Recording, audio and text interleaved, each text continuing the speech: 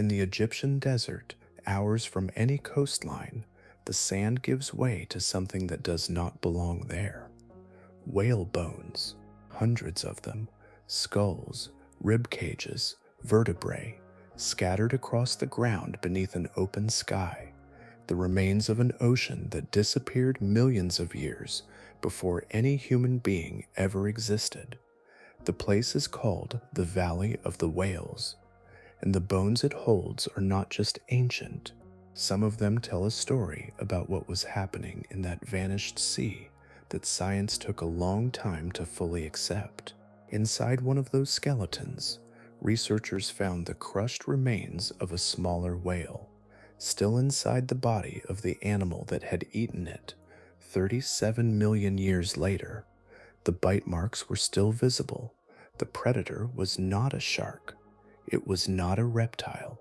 It was another whale, one built not to filter the ocean, but to hunt the things already living in it. That animal is gone. So is the world it lived in, and it was not alone in that category. The oceans have produced apex predators across hundreds of millions of years that have left almost no equivalent alive today. Animals whose remains puzzle scientists not just because of their size, but because of what their bodies were capable of. Things that do not map onto any living creature. In ecosystems that operated by rules the modern ocean no longer follows. There is evidence that ancient oceans supported entire levels of predation that simply do not exist anymore. Not one missing predator, an entire category, gone. The oceans we know today are not the oceans that once existed. Something is missing from the top, and tonight we go looking for what that was. If you enjoy this kind of content, a like and subscribe helps more people find it. And I'm curious, what brought you here tonight? Can't sleep or just love this kind of thing? Let me know in the comments. Now, let's begin. Long before any creature rose high enough to dominate an ocean, there was already a hidden architecture beneath the waves. It could not be seen in the water itself. No current marked its boundaries. No map could trace its shape. Yet every living thing in the sea occupied a place within it, connected to countless others through an ancient chain of dependence, stretching from sunlight at the surface to hunters in the dark. At the foundation of that structure drifted plankton, along with microscopic plants that transformed light into energy. They were small enough to pass unnoticed through a handful of seawater, yet entire ecosystems rested upon them. Creatures that fed on these drifting organisms occupied the next step. Larger animals fed on those creatures. Above them came hunters, and above those hunters came still larger predators. With each ascent, life became rarer. Bodies grew larger, populations thinned. Every step upward depended completely on the stability of every step below. Scientists call these positions trophic levels. The phrase sounds technical, but the idea is simple. It is the invisible ranking system that determines who eats whom, and who ultimately depends on whom in every ecosystem on Earth. In the modern ocean, that ladder rises only so far.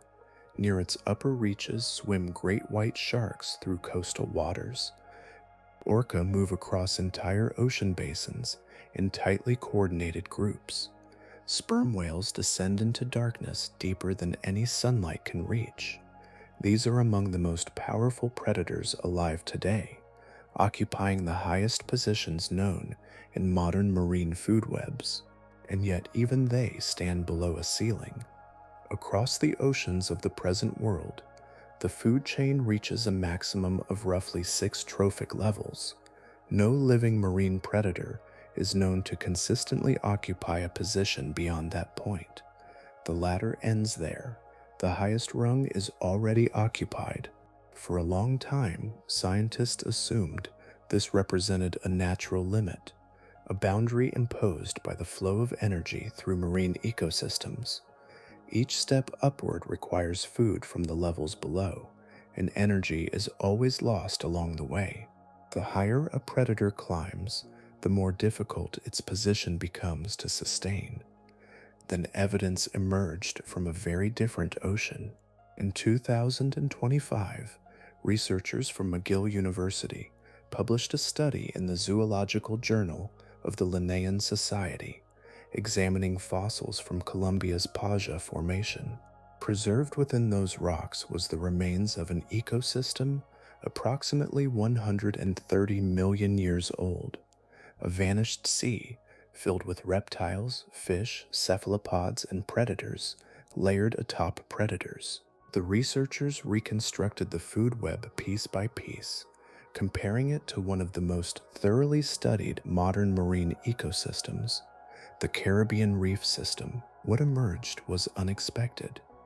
The ancient Paja ecosystem appeared to contain an additional tier, not simply larger predators, but predators occupying an entirely higher position in the flow of energy, a seventh trophic level, a category beyond the highest level documented in modern oceans. Animals that fed within a system already dominated by carnivores, standing one full rung above anything alive today.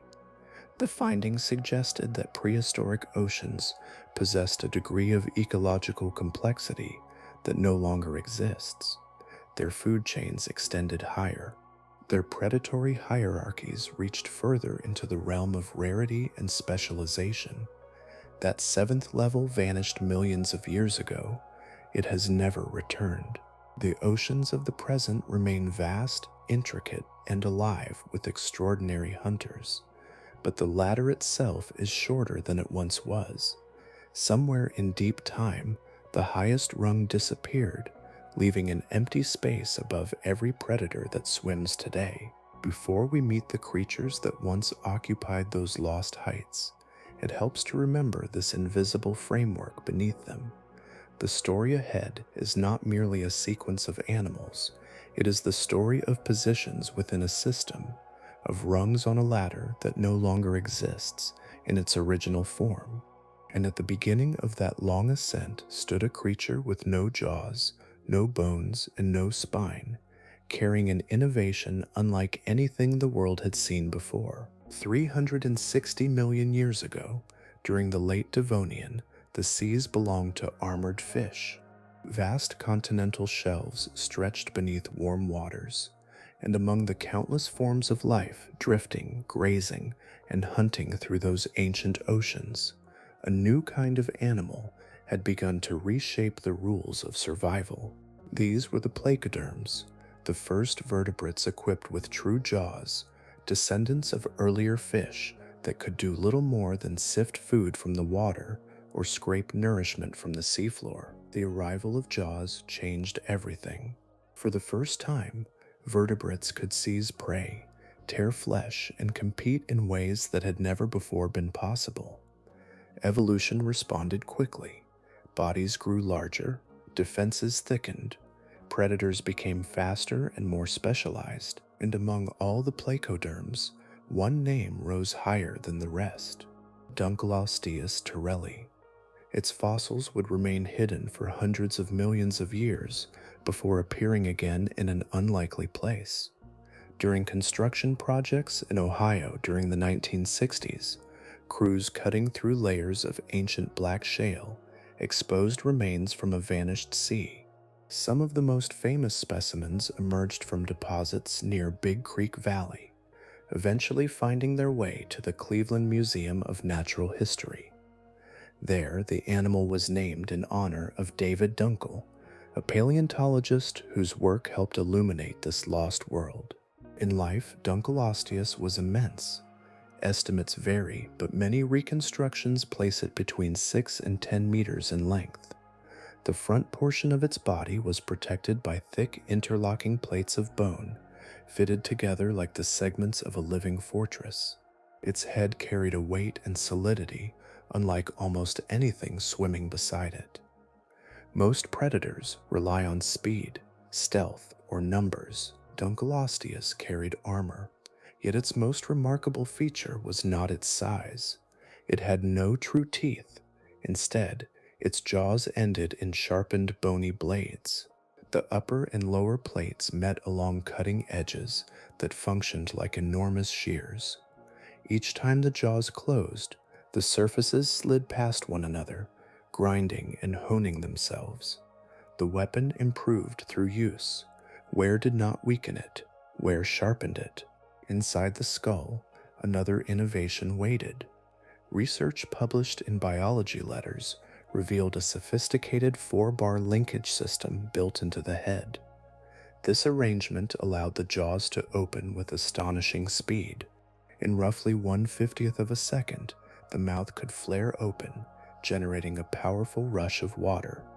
Prey was pulled inward before the bite even arrived, drawn toward the closing blades by sudden suction. In most animals, power and speed exist in tension with one another. A rapid strike often sacrifices force. A crushing bite often sacrifices quickness. Dunkleosteus possessed both. The result was extraordinary. Estimates suggest bite pressures approaching 8,000 pounds per square inch, with total force potentially reaching 11,000 pounds. Among fish, no known species has surpassed it. Even many famous terrestrial predators occupied a similar range of mechanical power. The fossil record preserves hints of how such strength shaped its life. Some skulls bear deep wounds matching the jaws of other Dunkleosteus. The marks healed during life, suggesting violent encounters between individuals. Whether territorial battles, competition for mates, or acts of cannibalism, these scars reveal a predator living in a world where even the strongest faced rivals of equal capability. For millions of years, the species occupied the highest reaches of its ecosystem.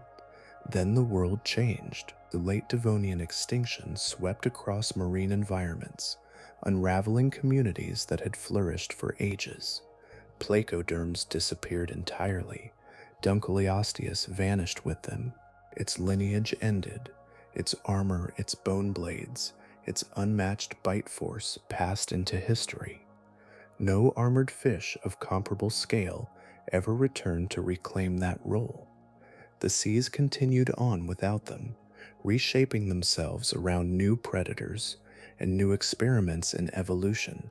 In the long procession of ocean dynasties, the age of Dunkleosteus closed, leaving behind one of the most formidable fish ever to live, and making room for a creature so strange that generations of scientists struggled simply to understand what they were looking at. A spiral lay locked inside stone, turning inward upon itself like a pattern that refused to explain its purpose.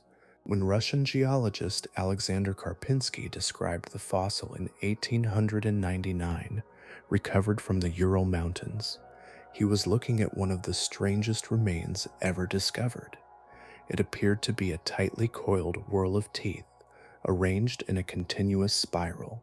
The largest teeth sat along the outer edge, while progressively older and smaller teeth curled toward the center. Some specimens contain nearly 180 teeth, packed together in a form unlike anything known from the living world. Karpinsky gave the creature a name, Helicoprion, meaning roughly spiral saw. The name endured. Understanding did not. For more than a century, the fossil became one of paleontology's most persistent riddles. The difficulty began with the nature of the animal itself.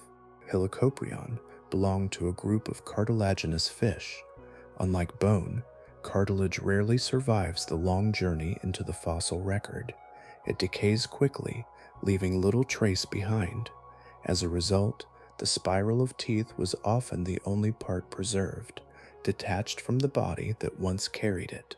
Without a skeleton to guide them, scientists were left with possibilities.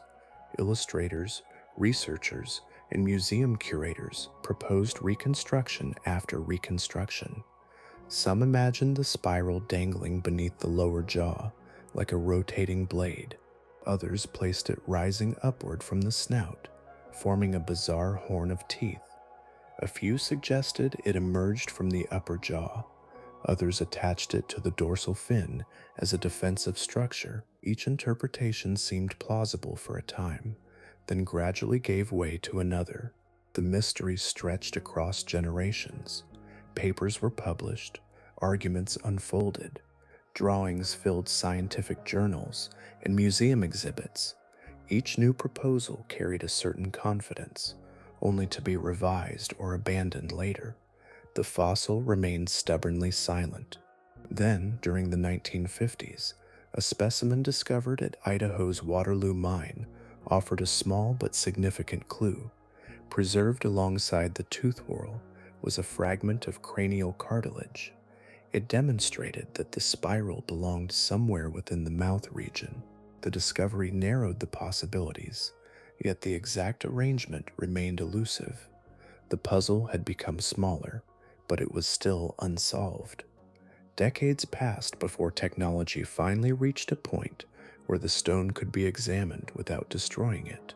In 2013, Idaho State University paleontologist Leif Tapanila and his colleagues used high-resolution computed tomography scanning on an exceptionally preserved specimen. Layer by layer, the scans revealed details hidden within the rock. What emerged was unexpected. The spiral occupied the entire lower jaw. It was not a protruding weapon. It was not a horn or an external blade.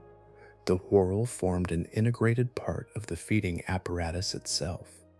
The jaw joint sat directly behind it, while supporting cartilage reinforced the structure from both sides. For the first time since Helicoprion had entered scientific literature, its anatomy could be seen with confidence. The scans revealed something else as well. Helicoprion was not a true shark. Its lineage branched from a much older section of the cartilaginous fish family tree, closer to the ancestors of modern chimeras, sometimes called ghost sharks, and ratfish. Further research continued to refine the picture. A functional morphology study published in 2015 suggested the teeth operated as a sequential feeding tool. Prey first encountered the forward teeth, which hooked and secured it. As the jaws closed, the middle teeth sliced through soft tissue. The rear teeth then guided food deeper toward the throat. Despite its fearsome appearance, Helicoprion was probably not attacking heavily armored animals. Evidence suggests it specialized in softer prey, including ancient squid and other cephalopod relatives drifting through late Paleozoic seas.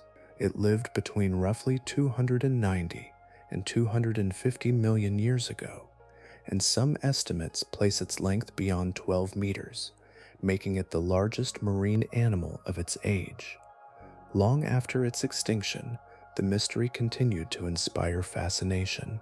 Artist Ray Troll devoted more than 20 years to the creature, creating hundreds of illustrations and helping carry its story from the mountains of Russia to museums across North America. By the time Helicoprion finally surrendered its secret, another truth had quietly emerged alongside it. This strange predator and the armored hunter that came before it belonged to different worlds, yet both owed their existence to the same evolutionary breakthrough. The story of ocean predation reaches deeper than either of them, back beyond jaws, beyond bones, and into a sea where hunting itself had only just begun. 515 million years ago, the ocean moved through a very different rhythm. Most animals were small enough to rest on a fingertip.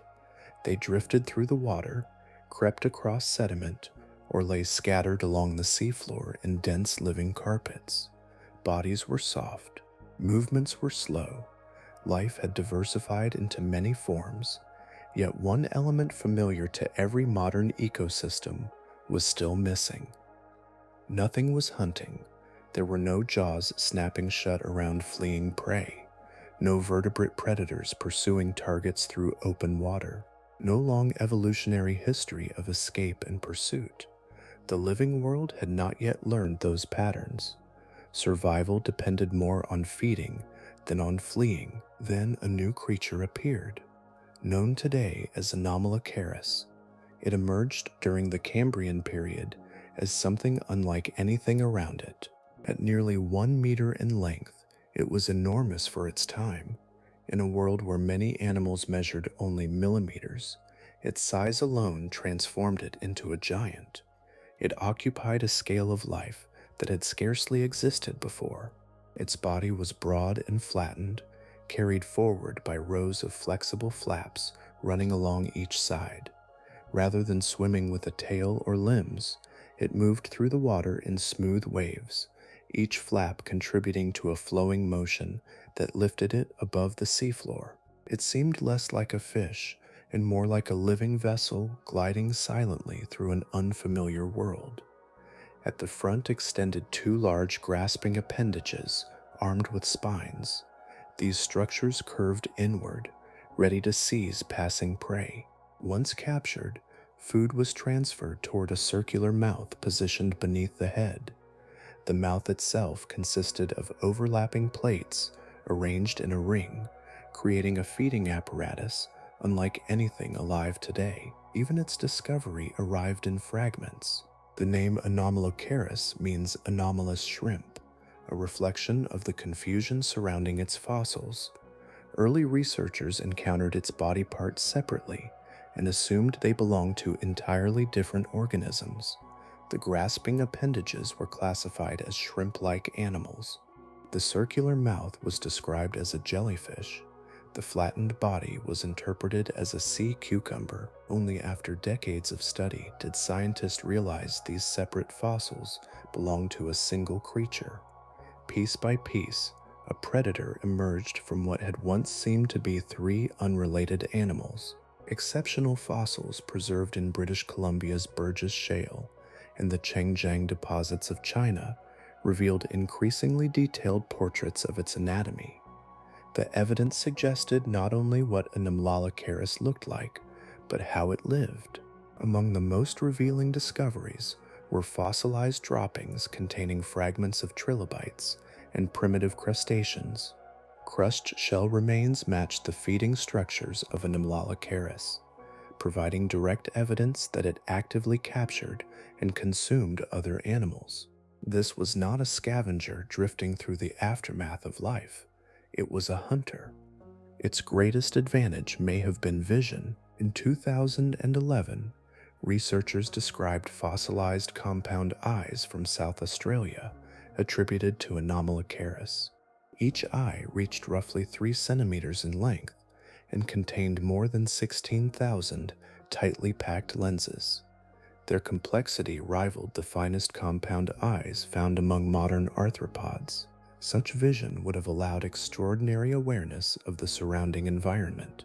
In well-lit shallow seas, Anomalocaris could detect movement across a broad field of view, tracking potential prey with a sophistication unprecedented for its age. The consequences extended far beyond a single species. As predators became more effective, prey began changing in response. Shells thickened, protective spines appeared, armored body coverings became increasingly common. Across the Cambrian world, animals entered an escalating cycle of adaptation and counter-adaptation. The pressure of being hunted encouraged experimentation on a scale rarely seen before. Many researchers believe this dynamic contributed to the Cambrian explosion itself, one of the most dramatic expansions of biological diversity in Earth's history. The discovery of Anomalocaris eyes added another layer to that story, suggesting advanced vision evolved before many hardened protective structures, altering long-standing assumptions about early arthropod evolution. Anomalocaris left no bones behind. It possessed no jaws and no spine, yet it occupied the highest position in the first ecosystem that truly understood predation. Around it, life began reshaping itself in response. The oceans would never return to their earlier simplicity, and the path toward larger predators had already begun to unfold. For more than 200 million years, long enough for continents to drift and entire ecosystems to appear and disappear, a lineage of predators moved through Earth's waters with remarkable persistence. They arrived after the age of Anomalocaris had faded into stone, and they endured from the Ordovician into the closing moments of the Permian. Today, they are commonly known as sea scorpions, though the name captures only part of their story. Scientists call them Eurypterids. Early members inhabited marine environments, but many later forms abandoned the sea entirely. Rivers, estuaries, and freshwater lakes became their hunting grounds. Across immense spans of time, they adapted to changing worlds, reshaping themselves again and again while retaining the characteristics that made them successful predators. Among them emerged the largest arthropod known to have existed. Its name was Jaclopterus rhenanii.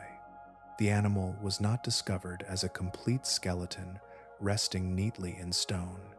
Instead, its size was revealed through a single fossilized claw unearthed from the Klurf Formation near Prüm, Germany.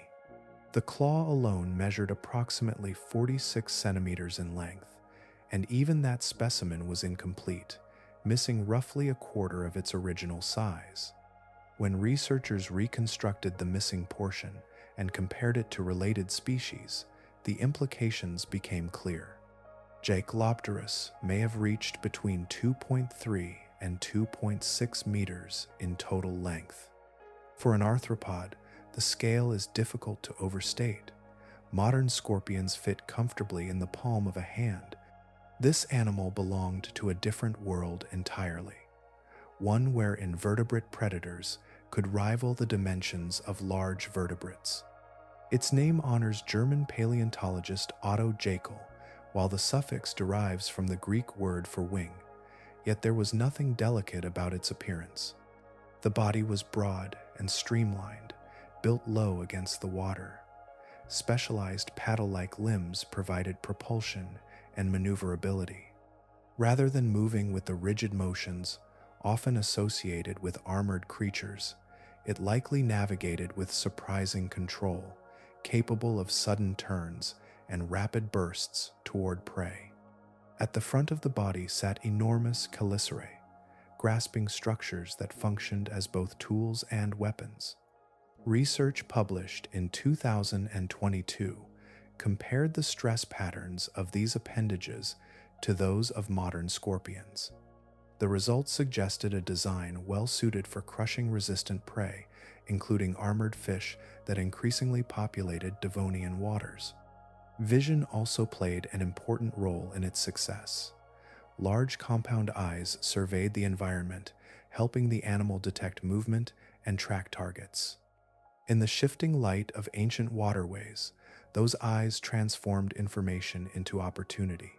A passing fish, a smaller arthropod, a momentary disturbance in the water column, all became signals interpreted by a predator already in motion. Once captured, prey encountered a feeding system unlike anything living today. The chelicerae seized and tore apart food before passing fragments toward the mouth positioned beneath the armored head. The arrangement reflected a lineage that had followed its own evolutionary path for hundreds of millions of years, refining solutions that would eventually vanish from the earth. Yet dominance never remains uncontested. While Eurypterids flourished, another transformation was unfolding elsewhere in the water. Vertebrates, equipped with jaws, were becoming more diverse, more efficient, and increasingly capable of occupying the same ecological roles. Fish that could bite, pursue, and compete in open environments gradually expanded their influence. The change was not immediate. For long stretches of geological time, Eurypterids continued to thrive. Conditions may even have favored their immense size. Devonian atmospheres contained elevated oxygen levels, a factor often linked to arthropod gigantism. Their bodies could grow larger because the world itself supported such growth. But evolutionary advantages shift with circumstances.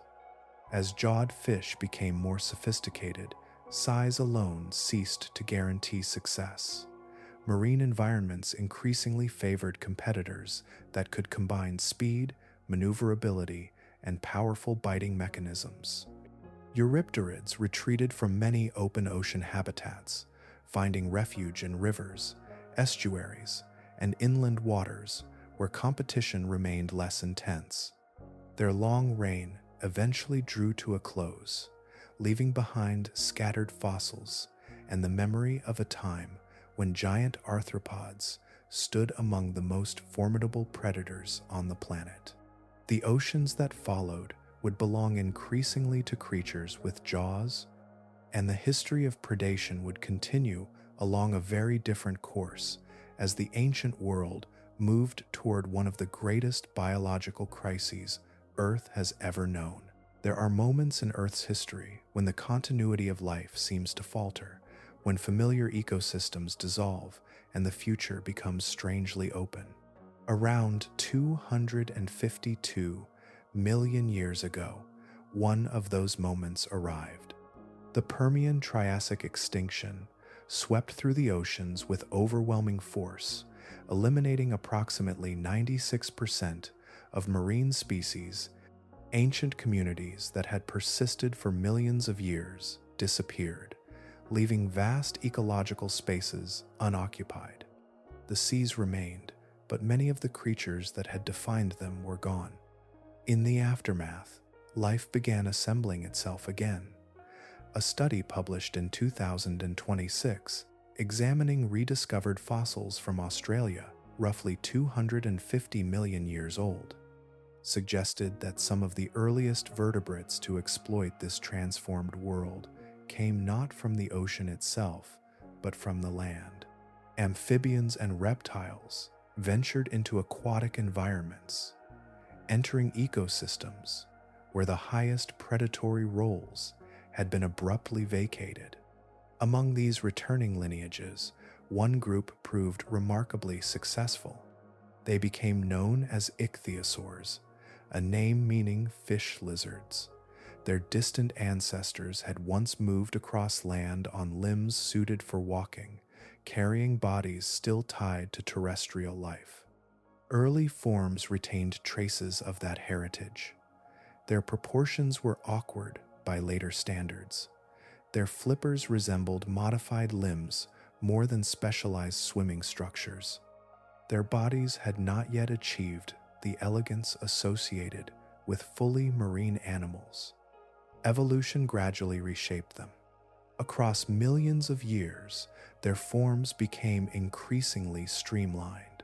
Bodies narrowed into efficient profiles. Dorsal fins appeared.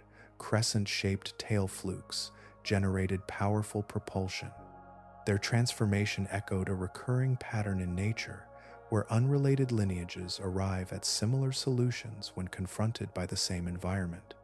One adaptation revealed how complete this transition had become. Unlike reptiles that still depended on shorelines for reproduction, ichthyosaurs gave birth in the water. Fossils preserving embryos within the bodies of pregnant individuals show that they no longer returned to land. The sea had become their entire world. Among these predators, one genus rose above the others. Temnodontosaurus inhabited the early Jurassic between roughly 200 and 175 million years ago. Reaching lengths of approximately 12 meters, it became the largest predatory ichthyosaur known from its time. Its discovery is linked to one of the most celebrated figures in paleontology. Around 1811, along the cliffs of Dorset in southern England, Joseph Anning and his younger sister Mary recovered one of the first specimens. Mary was only a child, yet her discoveries would help transform humanity's understanding of the ancient world. Temnodontosaurus carried features suited to a life spent hunting large prey. Its teeth were robust and sharply adapted for gripping and cutting flesh, rather than simply capturing fish or squid. The evidence preserved inside one specimen provides a direct glimpse into its diet. Fossilized stomach contents included remains of Stenopterygius, a smaller ichthyosaur.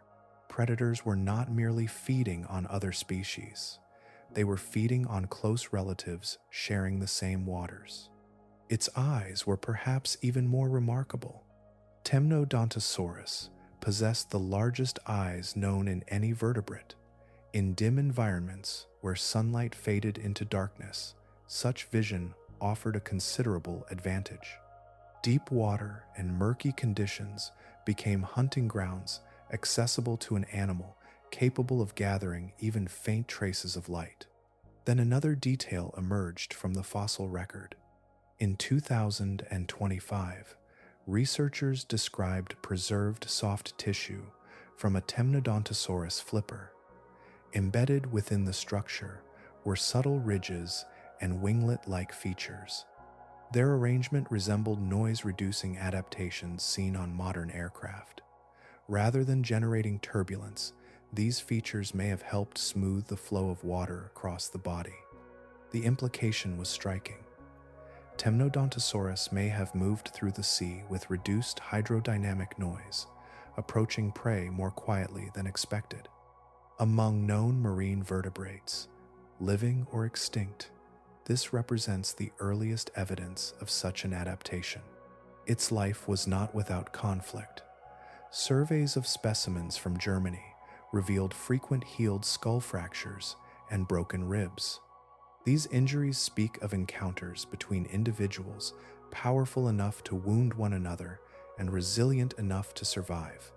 For a time, Temnodontosaurus occupied one of the highest positions in the ocean, yet the history of apex predators rarely remains fixed. As Jurassic seas continued to change, other hunters began emerging, carrying larger skulls, stronger jaws, and a different approach to domination beneath the waves. Across much of the Mesozoic era, while continents shifted position and shorelines advanced and retreated across the globe, a single dynasty of marine predators maintained its place near the top of the oceanic world. Their reign began during the late Triassic, around 228 million years ago, and continued until the early late Cretaceous, roughly 89 million years ago. Measured across geological time, it was one of the longest uninterrupted periods of apex predation the sea has ever known. These animals were the pliosaurs. They belonged to the broader plesiosaur family, yet at a glance they seemed almost unrelated to their long-necked cousins. Where many plesiosaurs carried small heads balanced upon elongated necks, pliosaurs evolved in the opposite direction. Their skulls grew larger, their necks shortened. Their jaws lengthened into formidable weapons built for gripping powerful prey. Among paleontologists, the most dominant members of this group are often referred to as thalassophoneans, a name that translates to sea slayers. The title reflects not only their size, but their ecological role. Fossils discovered across 6 continents reveal a lineage that spread through much of the world's oceanic habitat, adapting to a remarkable range of marine environments while retaining its position among the most effective predators of its age. The details of their anatomy reveal how that success was achieved. Each tooth resembled a 3-sided pyramid. 2 sharpened edges ran along its length, creating surfaces capable of cutting through flesh while still maintaining tremendous strength. Under close examination, many teeth display fine grooves etched into their sides. These markings were not decorative remnants of growth. They appear to have served a functional purpose during feeding. When a tooth penetrates flesh, suction can create resistance as the predator attempts to pull away. The grooves along pliosaur teeth may have reduced that effect by allowing fluid movement around the tooth surface. Rather than becoming momentarily trapped during a strike, the jaws could open and close rapidly in succession. The result was a predator capable of delivering multiple powerful bites in quick sequence. Their hunting strategy complemented these adaptations. Evidence suggests that many large thalassophoneans were ambush predators. Instead of pursuing prey across long distances, they likely approached from below, using the darker depths as concealment. From beneath, an animal silhouetted against bright surface waters would have been easier to detect than the predator rising toward it. Some researchers propose that pliosaurs possessed countershading, a coloration pattern still common among marine animals today. A darker upper surface would blend into the deep water when viewed from above, while a lighter underside would merge with sunlight filtering downward. Such camouflage would have made detection more difficult from multiple angles. Movement through the water depended on four powerful flippers. Unlike the tail-driven propulsion of ichthyosaurs, pliosaurs generated motion through coordinated strokes of these limbs. The arrangement provided exceptional acceleration over short distances. A stationary animal could transform into a rapidly moving predator almost instantly, covering the final distance to its target with explosive force. Their diet reflected both opportunity and capability. Fossil evidence indicates they consumed large fish, sharks, marine reptiles, and other substantial prey. Remains recovered from stomach contents reveal encounters with fellow plesiosaurs and ichthyosaurs. In some cases, even dinosaur carcasses that drifted into marine environments became part of the food web. Although scavenging occasionally occurred, the largest pliosaurs were clearly active hunters.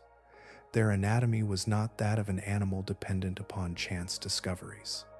They possessed the tools necessary to attack prey approaching half their own body length, a level of predatory confidence few marine animals have ever achieved. What makes their story particularly remarkable is its duration. For approximately 130 million years, pliosaurs remained among the dominant forces in marine ecosystems.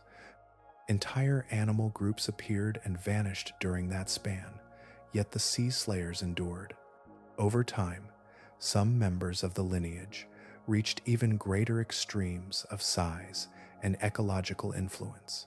Their position within ancient food webs became so elevated that modern researchers eventually required a new term to describe what they represented, a level of predation that stood above nearly everything around them. Imagine an ecosystem so densely packed with hunters that almost every creature within it survived by eating something else. Not a sea balanced between grazers and predators, nor a food web anchored by large populations of plant eaters, but a world where carnivory dominated nearly every rung of the ladder. Such a place existed around 130 million years ago in what is now Colombia, preserved within the rocks of the Paja Formation. Earlier, the invisible ladder of trophic levels offered a framework for understanding how ecosystems are organized. Here, within this ancient marine environment, that framework reaches its most extraordinary expression. A research team from McGill University, led by doctoral researcher Durley Cortez, undertook the task of reconstructing the entire food web represented within the formation. Every known fossil species from the ecosystem became part of the analysis. Piece by piece, predator and prey were arranged into a network of ecological relationships stretching across the ancient sea. The result was unlike anything observed in the modern world. Approximately 80% of the identified species occupied positions as first-level carnivores. Herbivores were astonishingly rare, accounting for only about 1.3% of known species. The balance that characterizes many modern ecosystems appeared fundamentally altered. Predators were not concentrated at the top of the pyramid. They existed almost everywhere within it. At the foundation were invertebrates and small fish, the organisms responsible for channeling energy upward through the system. Above them swam larger bony fish, and medium-sized sharks. These animals, in turn, became prey for marine reptiles occupying the next tier. Above those came increasingly formidable hunters, including medium-sized ichthyosaurs and pliosaurs such as Acostosaurus, Stenorhynchosaurus, and Kai-Haitisuka, each exceeding 4 meters in length. Yet even these predators did not stand at the summit. Above them existed another level. The structure resembles a tower more than a ladder, each tier built upon the consumption of the one below. Predators fed upon predators, which themselves fed upon predators. Energy climbed through the ecosystem in a sequence of increasingly specialized and increasingly rare animals. The higher one ascended, the fewer inhabitants remained, but the scale and influence of those inhabitants grew dramatically. At the very top stood a group now described as hyper-apex predators.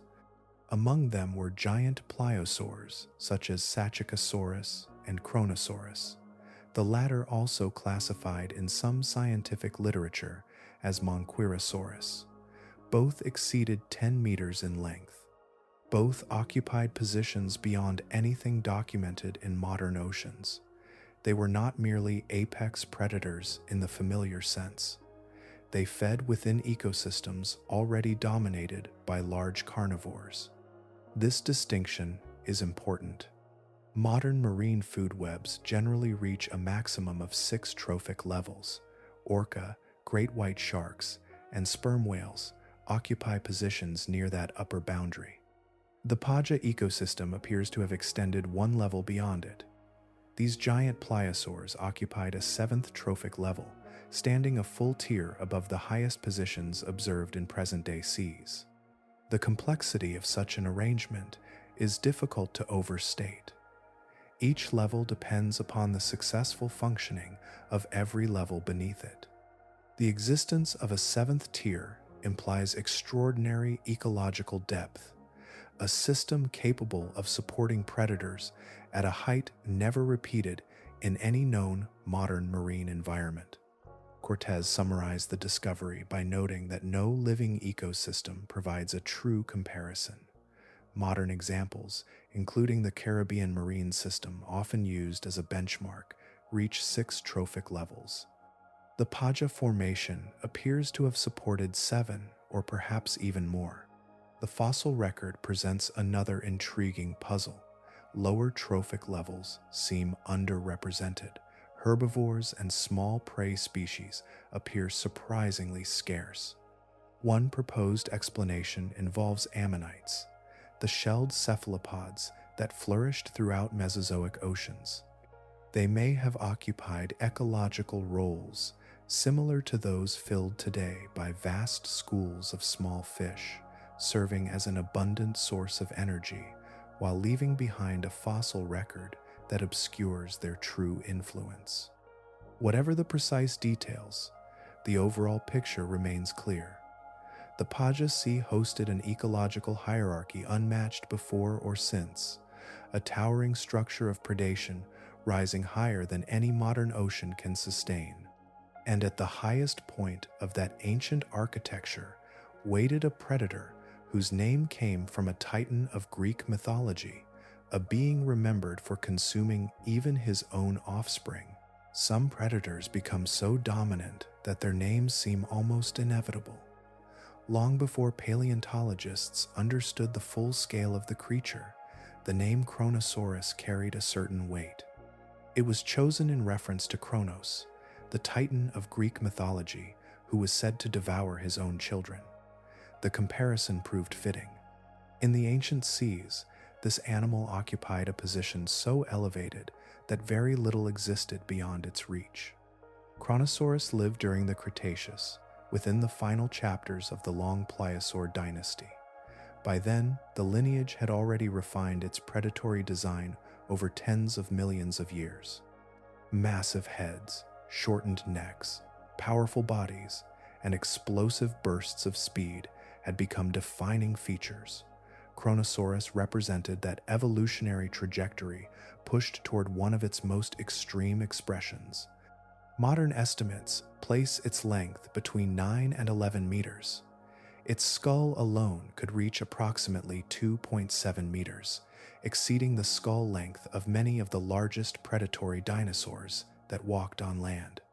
Seen in profile, the head dominates the animal, a vast framework of bone and muscle designed not for delicate feeding, but for overwhelming force. Its teeth reinforced that impression. Rather than thin blades specialized for slicing, Kronosaurus carried large conical teeth that resembled polished daggers. Individual teeth could reach around 30 centimeters from crown to root. Their shape favored gripping, crushing, and holding. Once prey was seized, escape became extraordinarily difficult. The power generated behind those teeth was equally impressive. Bite force estimates approach 30,000 newtons, roughly twice the force produced by a modern saltwater crocodile. Every aspect of the skull suggests an animal adapted to delivering devastating attacks against large and resistant prey. Yet power alone does not explain success. Kronosaurus appears to have relied heavily on ambush. Its four flippers allowed precise maneuvering through the water and provided bursts of acceleration over short distances. Rather than pursuing prey across vast expanses, it likely waited for favorable opportunities, then launched forward with startling speed. The attack strategy bears some resemblance to that of a great white shark rising from below. There is, however, an important difference. The skull of Kronosaurus was so immense that prey beyond the practical limits of a modern shark became realistic targets. The combination of acceleration, mass, and bite force transformed a brief encounter into a decisive event. Its menu reflected that capability. Large fish formed part of its diet, but they were far from the only option. Ammonites, protected by coiled shells, could be crushed between the conical teeth. Sea turtles, marine reptiles, and other pliosaurs also fell within its hunting range. Fossil evidence indicates encounters with ichthyosaurs as well.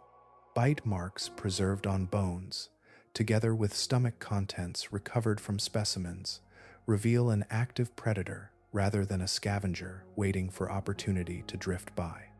The scientific history of Kronosaurus has its own winding path. The type species, Kronosaurus queenslandicus, was described in 1924 from fossils discovered in Queensland, Australia. Over time, additional material expanded understanding of the animal, though not always accurately. One famous mounted skeleton displayed at Harvard University's Museum of Comparative Zoology initially included too many vertebrae. The reconstruction exaggerated the animal's length, creating an even larger creature than the evidence supported. Later studies corrected the mistake, refining estimates to the range accepted today. Its distribution suggests unusual adaptability. Fossils indicate that Kronosaurus inhabited both the warm waters of the Tethys Sea and the colder environments of the Eromanga Sea near the South Pole. Such a range implies a predator capable of tolerating remarkably different conditions while maintaining its position near the top of the food web. For an adult Kronosaurus, danger came from only one realistic source: another Kronosaurus.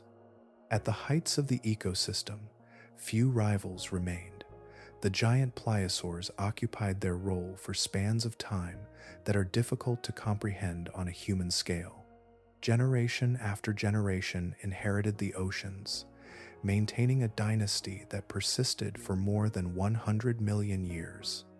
Yet even the longest reigns eventually reach their final chapter. Around 89 million years ago, the great pliosaurs disappeared, and the throne they left behind would soon be claimed by descendants from a lineage no one would have expected. The next rulers of the sea began their story on land. Before they became giants of the late Cretaceous oceans, Their ancestors belonged to a lineage of terrestrial lizards moving across ancient landscapes. They possessed legs suited for walking, bodies adapted to gravity, and lives tied to the solid ground beneath them. Yet evolution has a habit of revisiting the shoreline.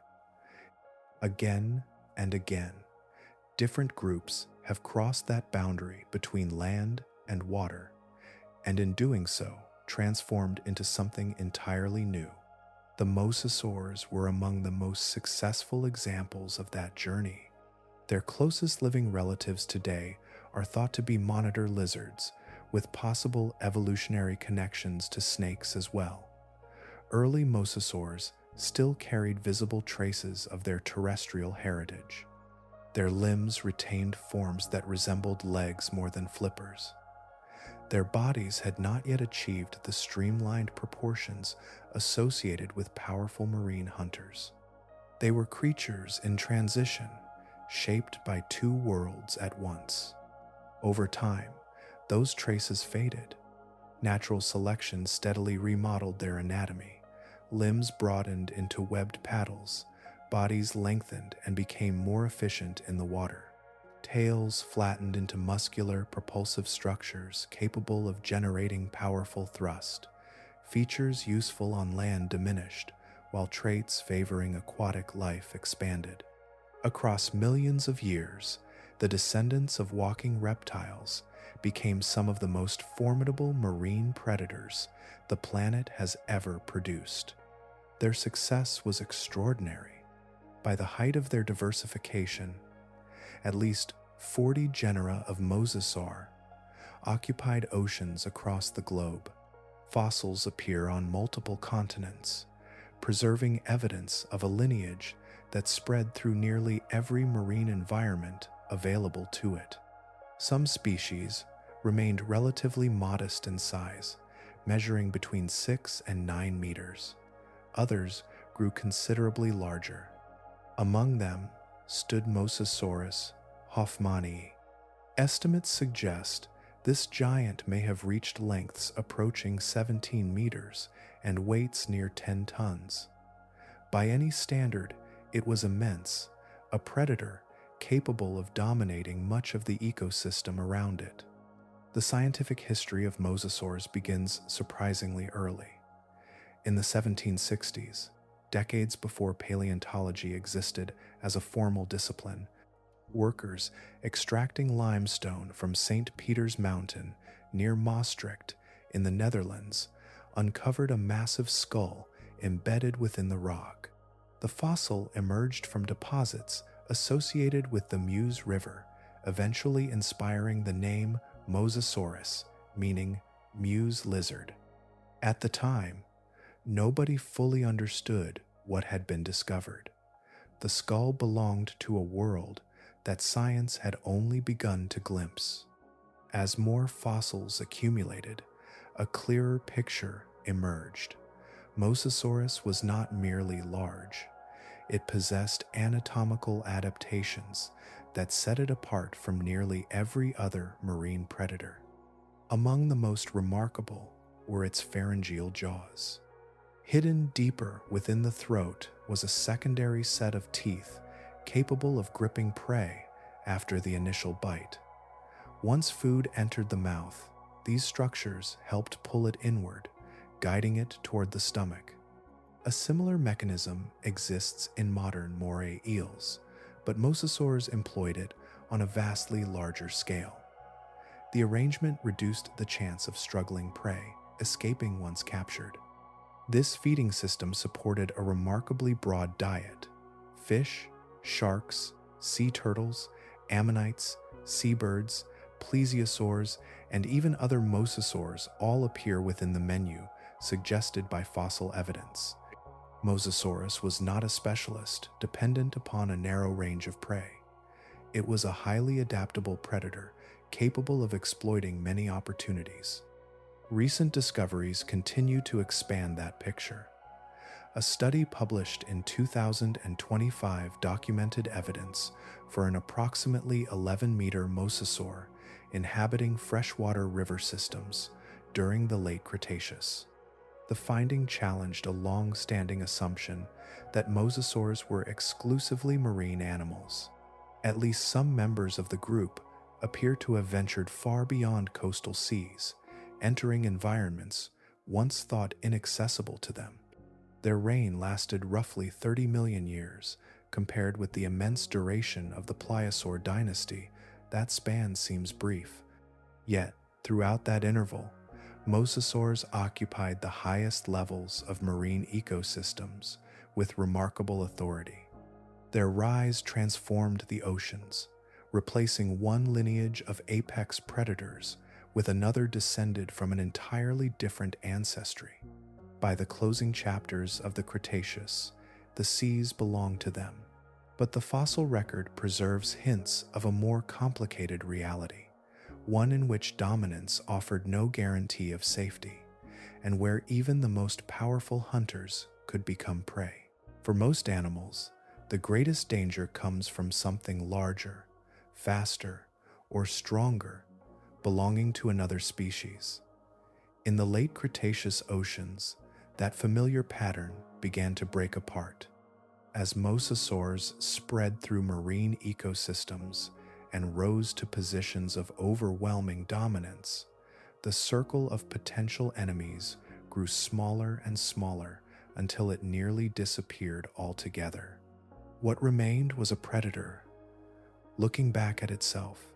The evidence is scattered across continents, separated by vast distances, preserved in stone that formed beneath different seas. Yet the story those fossils tell is remarkably consistent. Mosasaur bones recovered from Europe, North America, and North Africa bear puncture wounds whose spacing and shape match mosasaur teeth with striking precision. The marks appear on ribs, vertebrae, skulls, and limb elements. They are not isolated curiosities. They occur often enough to reveal a pattern woven throughout the ecology of the group. In some cases, the evidence becomes even more direct. Preserved stomach contents have revealed the remains of smaller mosasaurs inside larger ones. Fragments of bone, portions of skeletons, and sometimes substantial sections of prey show that these encounters ended not merely with injury, but with consumption. The largest reptiles in the sea regularly fed upon their own relatives. For a long time, such discoveries might have been interpreted as desperate acts during periods of scarcity. Yet the growing number of specimens suggests something different. The behavior appears too widespread, too geographically distributed, and too consistent to represent occasional desperation. It was a recurring feature of life within the mosasaur world. That reality shaped every stage of their existence. Young mosasaurs entered an ocean filled with hazards. Sharks hunted them. Other marine reptiles hunted them. Most dangerous of all were fully grown members of their own lineage. A juvenile navigating coastal waters faced threats from nearly every direction. Reaching adulthood was not simply a matter of growing larger. It meant surviving a gauntlet populated by predators that already possessed the same instincts, senses, and weapons. As populations expanded, this dynamic may have performed an important ecological function. In many ecosystems, predators regulate the numbers of prey species beneath them. Among mosasaurs, the apex predators themselves became part of the regulating mechanism. Larger individuals removed smaller competitors. Stronger animals reduced pressure on resources by eliminating rivals. The food web extended upward until it folded back upon itself. The result was an ecosystem unlike anything found in modern oceans. By this stage, mosasaurs had outcompeted or replaced many of the large marine predators that once shared their environment. Few creatures remained capable of challenging a mature giant. For an adult Mosasaurus hoffmanii, the list of serious threats became remarkably short. The greatest danger often came from encountering an even larger mosasaur. A strange paradox emerged from that success. The more completely these reptiles dominated their world, the more likely they were to encounter members of their own kind as competitors. Dominance narrowed the field until the only remaining rivals occupied the same ecological role. The ocean became a place where the highest rung of the ladder preyed upon itself. Maintaining such enormous bodies demanded extraordinary amounts of energy. A giant mosasaur required a constant flow of food moving upward through every layer of the ecosystem beneath it. Fish supported smaller predators. Smaller predators supported larger predators. At the summit stood animals whose appetites reflected the immense scale of their bodies. When prey became scarce, the nearest source of nourishment was often another hunter. Many of the adaptations that made Mosasaurus so formidable also contributed to this vulnerability. Its pharyngeal jaws secured struggling prey with remarkable efficiency. Its size granted access to food unavailable to smaller competitors.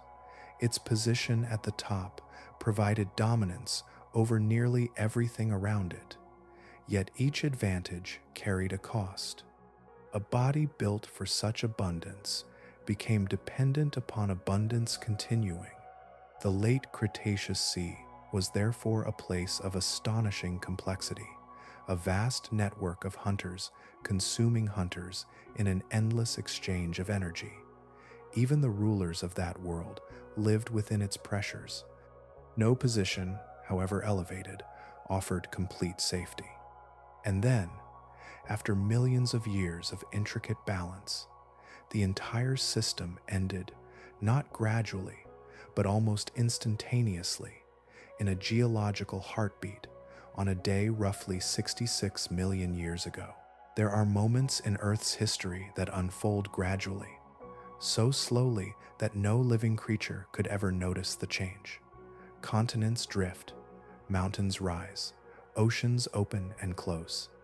Then there are moments compressed into an instant, events so abrupt that entire worlds vanish between one chapter and the next. Around 66 million years ago, such a moment arrived. Far above the planet, an asteroid roughly 10 kilometers wide traveled through space on a collision course with Earth.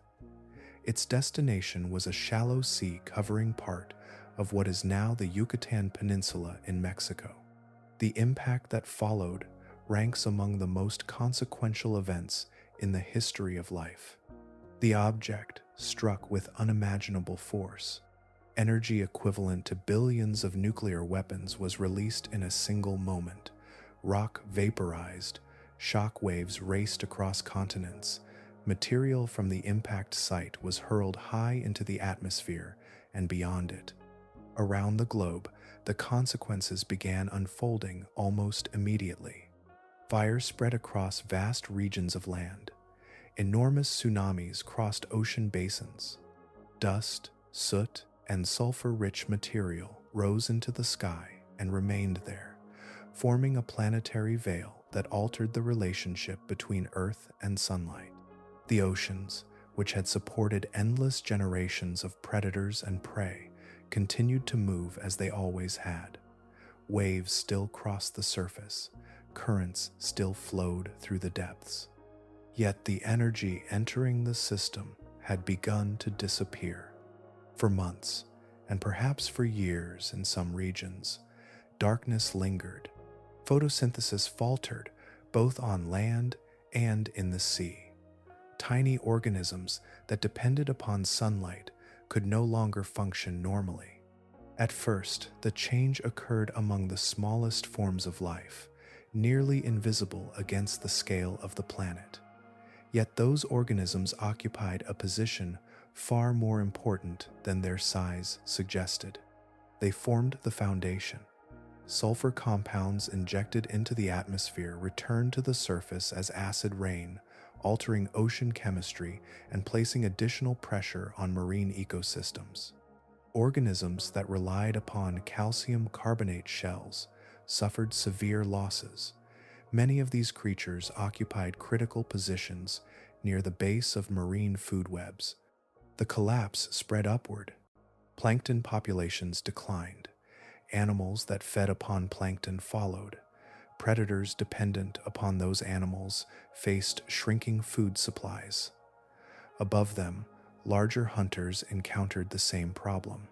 One layer after another failed in sequence, like lights extinguishing across a city. The extinction that followed was not a slow contest between hunter and prey. It was something far broader. The biological infrastructure supporting the ocean had broken down. For millions of years, marine reptiles had dominated the seas. Mosasaurs, pliosaurs, and the last surviving ichthyosaurs occupied the upper reaches of food chains stretching through entire ecosystems. Their size, power, and specialization had made them extraordinarily successful. Those same qualities now became liabilities. Large bodies demanded enormous amounts of food.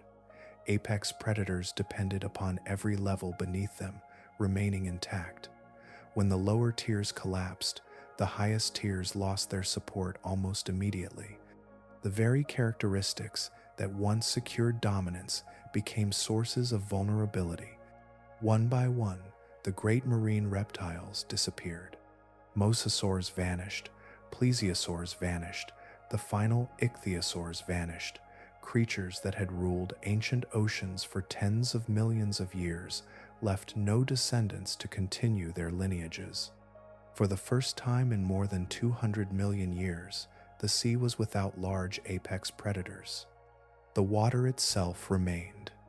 Tides continued their ancient rhythms. Storms crossed the horizon. Deep currents carried nutrients through the darkness. Yet something fundamental had been removed from the structure of marine life. The highest rung of the ladder stood empty.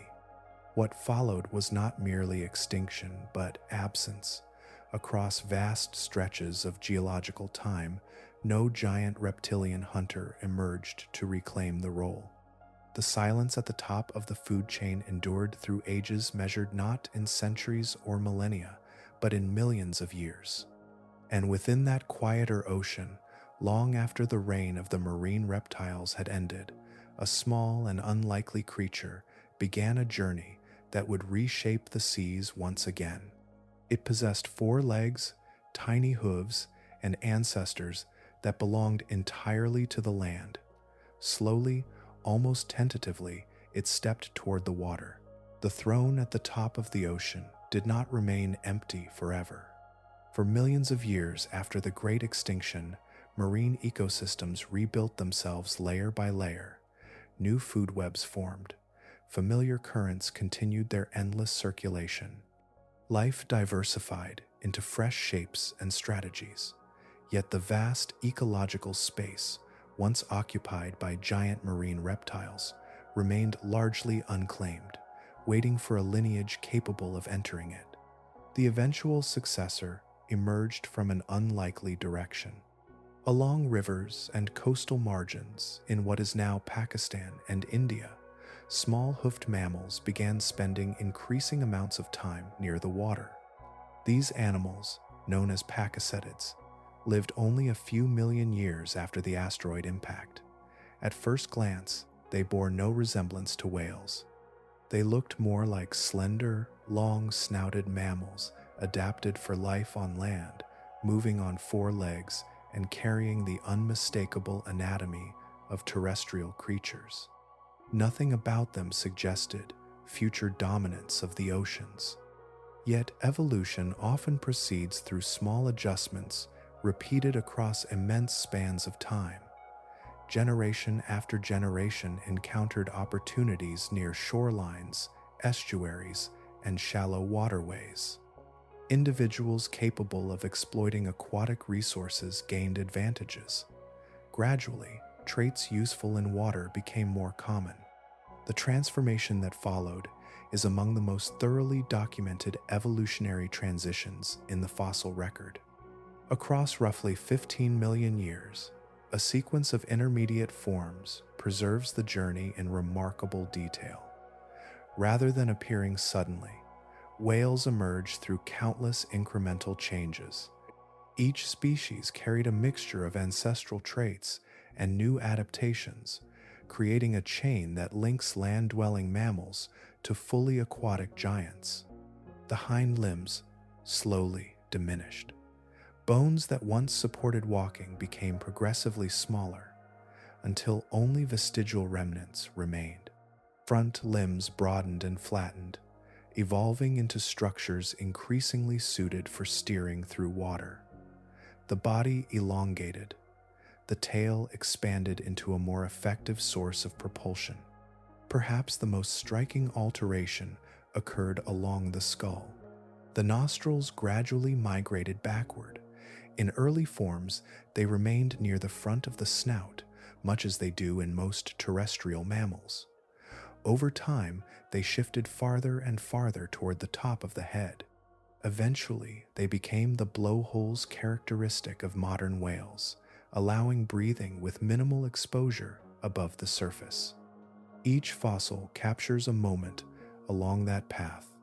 Species such as Ambulocetus, Rodhocetus, and Basilosaurus preserve different stages of the transition, creating an unusually complete record of large-scale evolutionary change. Few transformations in the history of life are documented with such continuity. The rocks preserve not merely an outcome, but the process itself. As millions of years passed, the descendants of those small hoofed mammals became entirely marine. They no longer depended upon land for movement, feeding, or reproduction. The ocean had ceased to be a place they visited. It had become their permanent home. By the late Eocene, around 37 million years ago, fully aquatic whales inhabited seas across large portions of the planet. Many were unlike any whale alive today. The familiar image of gentle giants filtering plankton through baleen had not yet come to dominate the oceans. Early whales explored a wide range of ecological roles. Some were swift hunters. Some possessed formidable teeth. Some occupied positions near the top of marine food chains. One lineage in particular pushed that role to its extreme. It grew to approximately 15 meters in length.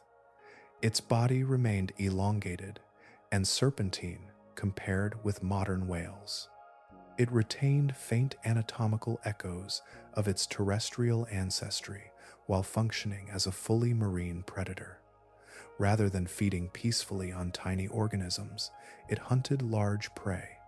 Evidence suggests it targeted the young of other whales, patrolling places where mothers gathered to give birth. This was the first whale to truly inherit the role once held by the great marine reptiles. Its story survives in an extraordinary location where geology and time combined to preserve an entire vanished ecosystem. There, beneath open skies and far from any modern shoreline, the remains of ancient whales rest across a landscape that was once the floor of a warm sea. The predator and the place are inseparable, bound together by a history written in bone, stone, and the slow transformation of an ocean into desert. Long before modern whales filled the oceans with songs and migrations, there lived a predator whose appearance seemed to belong to a different experiment entirely.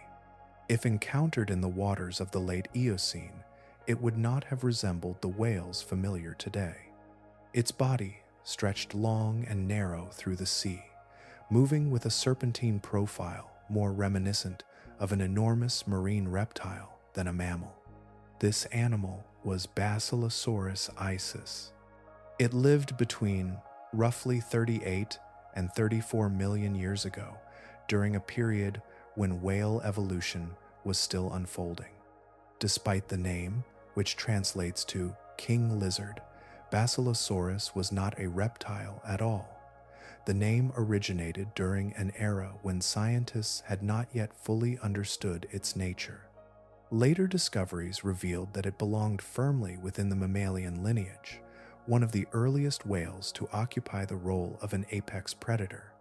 Its anatomy preserved traces of a remarkable history. Although fully adapted to life in the water, Basilosaurus still possessed tiny hind limbs.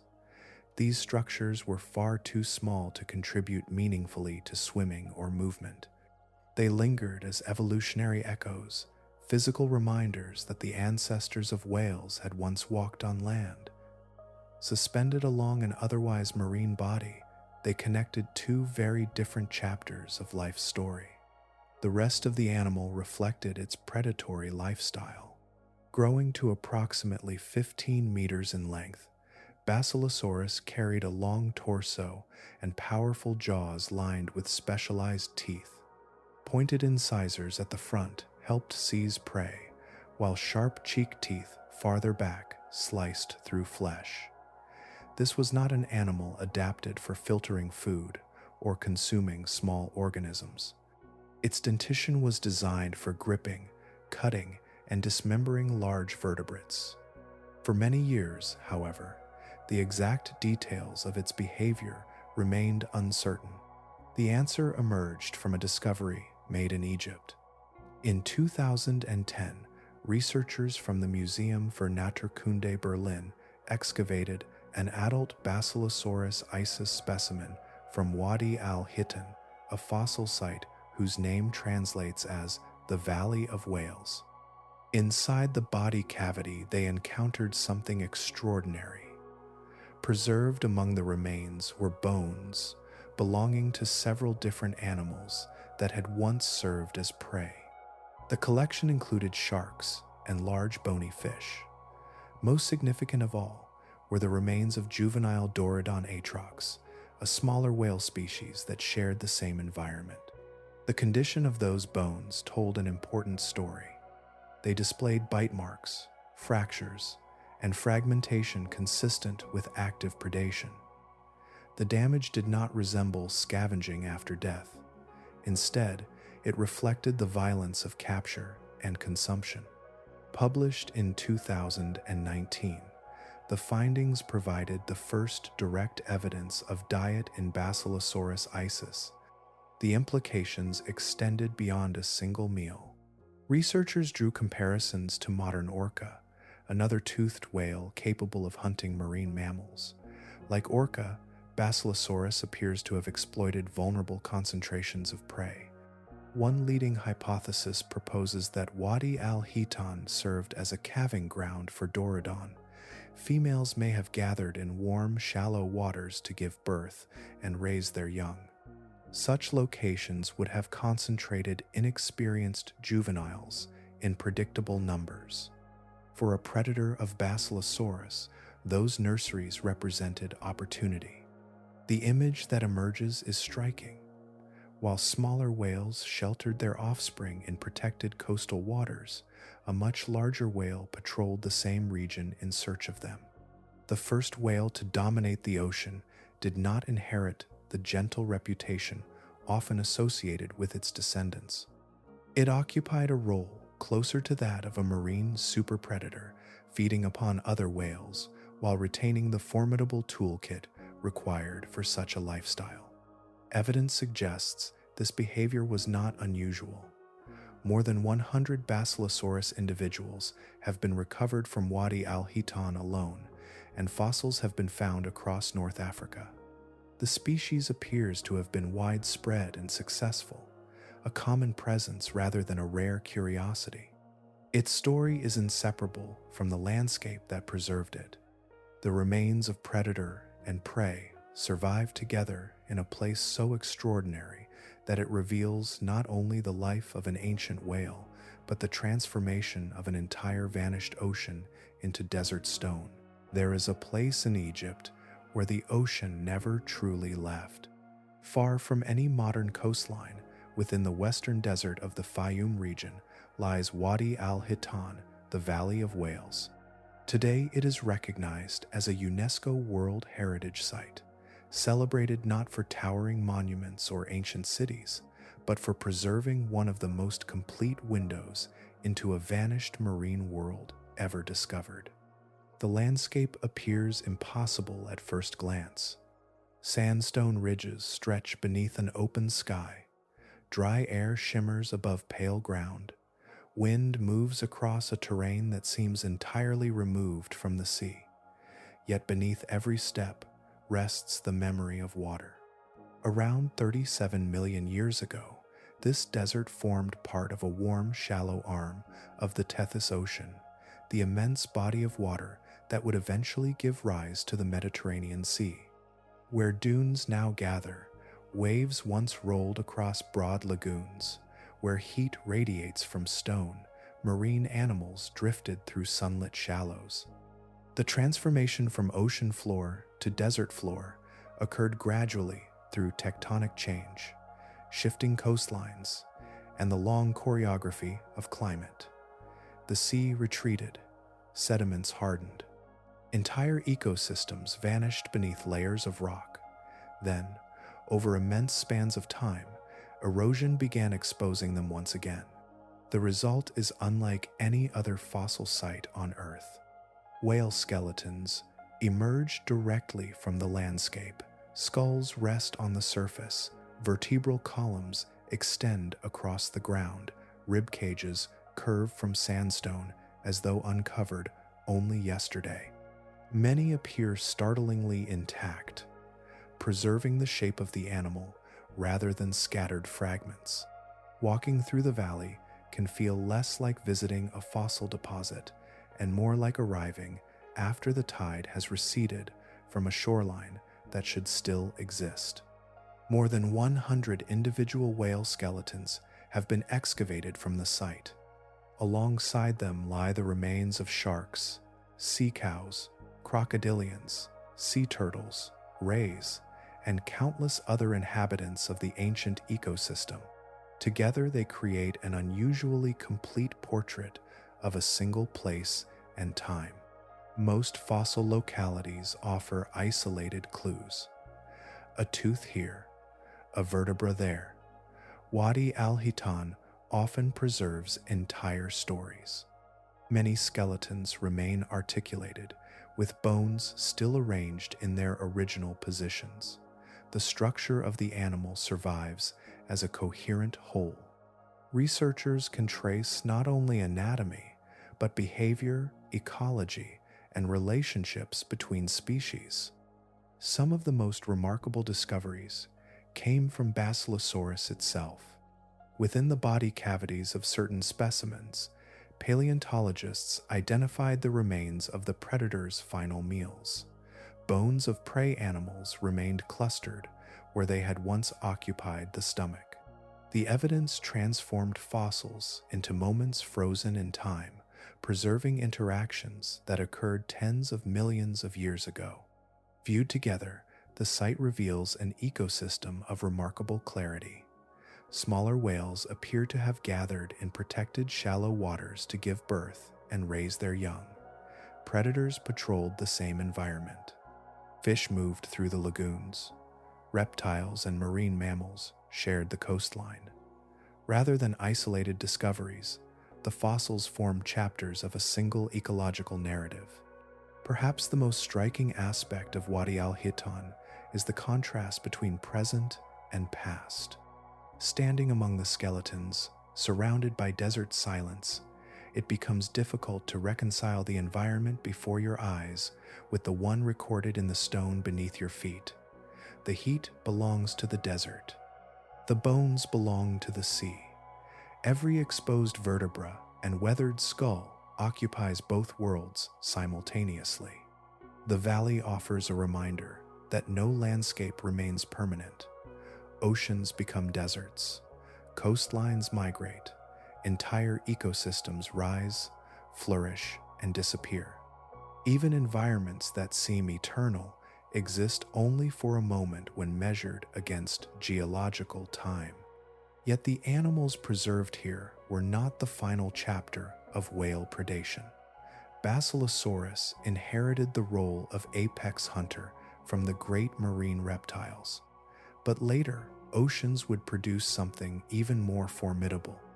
Millions of years after the Valley of Whales formed beneath the Tethys Sea, another whale emerged, carrying teeth so enormous that no living or extinct animal has ever matched them.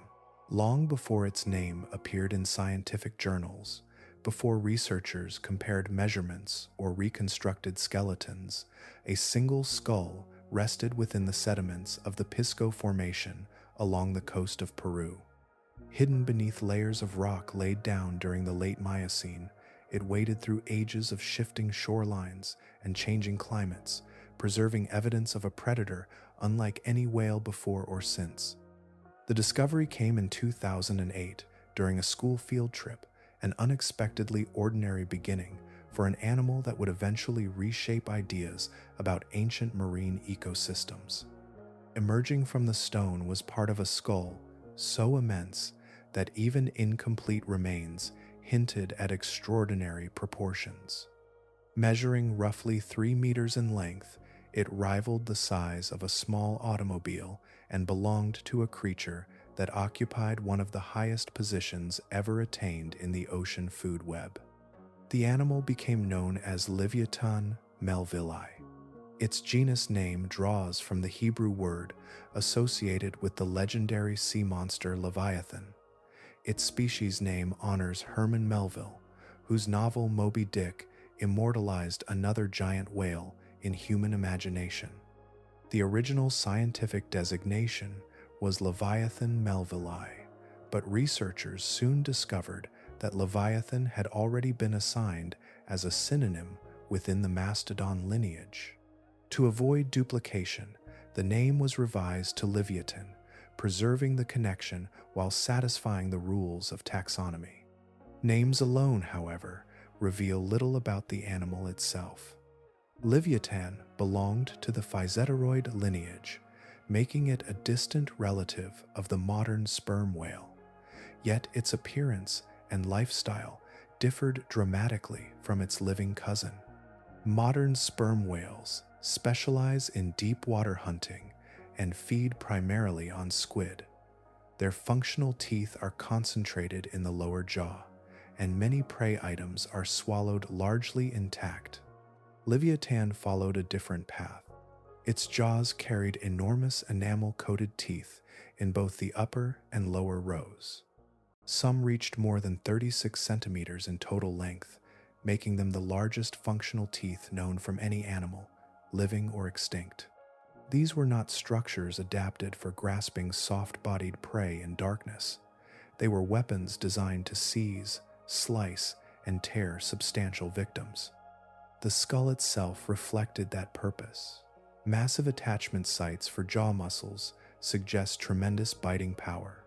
The broad snout and robust jaws formed a toolkit suited to active predation on large vertebrates.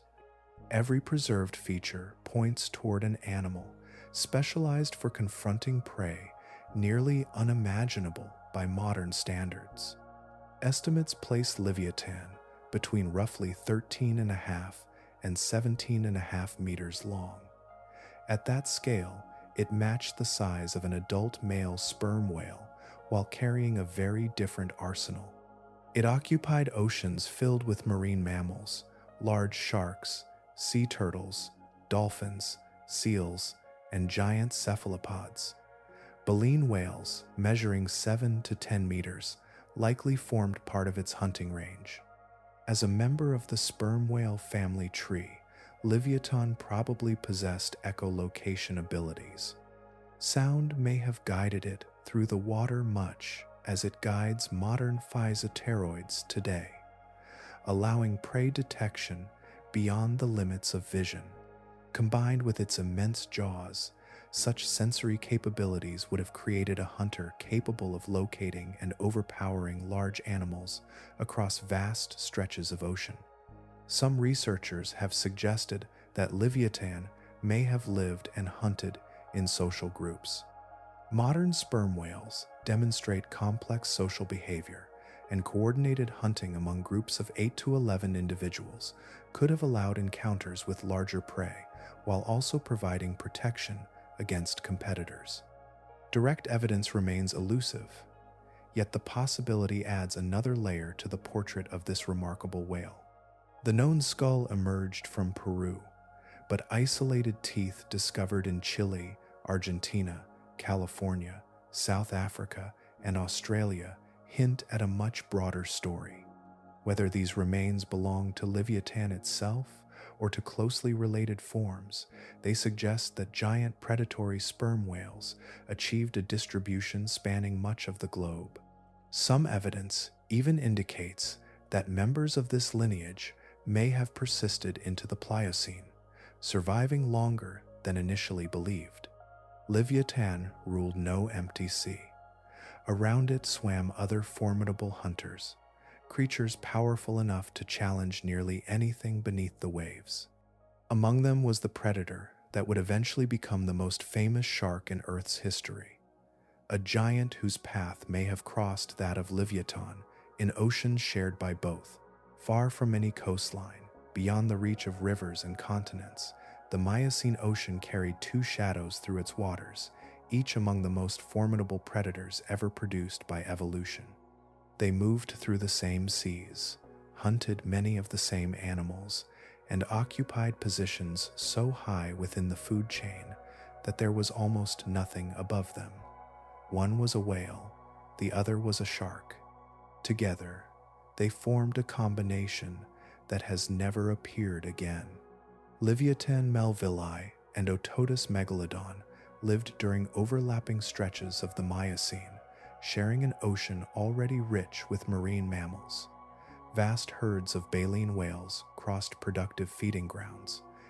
Seals gathered along coastlines. Large fish moved through nutrient-rich currents. These animals supported an ecosystem capable of sustaining giants, yet even such abundance carried limits. Megalodon was likely the larger of the two predators. Current estimates place its length somewhere between 15 and 20 meters, with jaws lined by teeth large enough to fill a human hand. Its body represented the culmination of a lineage that had spent millions of years refining the art of predation. Every feature, from its broad head to its powerful tail, was shaped around the pursuit of large prey. Yet, size alone does not define dominance. Livyatan possessed advantages that belong to a very different evolutionary heritage. As a mammal, it maintained a warm internal body temperature, allowing sustained activity across a range of conditions. It likely possessed sophisticated hearing and echolocation abilities inherited from the sperm whale lineage. Sound may have allowed it to detect prey hidden by darkness, distance, or murky water. Some researchers have also suggested that it may have hunted in coordinated social groups, much as certain modern whales do today. If that behavior existed, it would have transformed Livyatan from a solitary predator into something even more formidable. A pod working together could challenge prey larger than any single individual might tackle alone. Cooperation changes the mathematics of survival, turning separate hunters into a unified force. The remarkable thing is not that these predators existed. The remarkable thing is that they existed together. Their preferred prey overlapped substantially. Medium-sized baleen whales appear to have been especially important to both species. Large fish, seals, and other marine vertebrates also occupied the menu. Every successful hunt by one predator represented resources unavailable to the other. Across thousands of generations, that competition would have echoed through migration routes, breeding grounds, and feeding territories. No fossil currently provides definitive evidence that Livyatan and Megalodon fought directly. No preserved skeleton bears unmistakable traces of a battle between them. The ocean rarely records such moments. What remains instead are the broader patterns of ecology. One principle appears again and again throughout natural history. When two species depend heavily upon the same limited resources, they exert pressure upon one another even without physical confrontation. Ecologists call this competitive exclusion. It acts quietly, through feeding opportunities, habitat use, reproductive success, and long-term survival.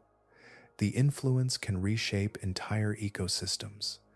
In that sense, Livyatan and Megalodon were almost certainly rivals whether they ever met face-to-face or not. Neither lineage endured forever. Livyatan appears to have vanished around 5 million years ago. Megalodon survived somewhat longer, persisting until roughly 3.5 million years ago. Some researchers have proposed that competition between giant predators contributed to these disappearances, though broader forces were likely more important. Oceans cooled, currents shifted, prey distributions changed. Entire ecosystems reorganized themselves around new conditions. What remains extraordinary is that the Miocene world supported both predators at once. For a brief chapter in Earth's history, two hyper-apex hunters shared the same ocean, each capable of ruling it in another age. Since their disappearance, no equivalent pairing has returned. The sea continued on, immense and restless as ever, but the era of two kings occupying the summit together quietly passed into stone. The story narrows now to a single species, a hunter so successful that its name became synonymous with ultimate predation. Yet the reason for its disappearance was not a stronger rival, a catastrophic impact, or a sudden disease. Its downfall was woven into the changing structure of the world itself, carried by shifting currents, cooling seas, and the slow rearrangement of life across entire oceans. Ototus megalodon was likely the largest predatory fish ever to exist. For millions of years, it occupied the highest reaches of marine ecosystems, patrolling coastlines and open waters where whales moved between feeding grounds. Its teeth, scattered across ancient sediments on nearly every continent, remain among the most recognizable fossils on Earth. They speak of immense size, but they also hint at the extraordinary biological demands hidden beneath that size. Recent isotopic studies of megalodon teeth suggest internal body temperatures significantly warmer than the surrounding water, reaching levels between roughly 35 and 40 degrees Celsius.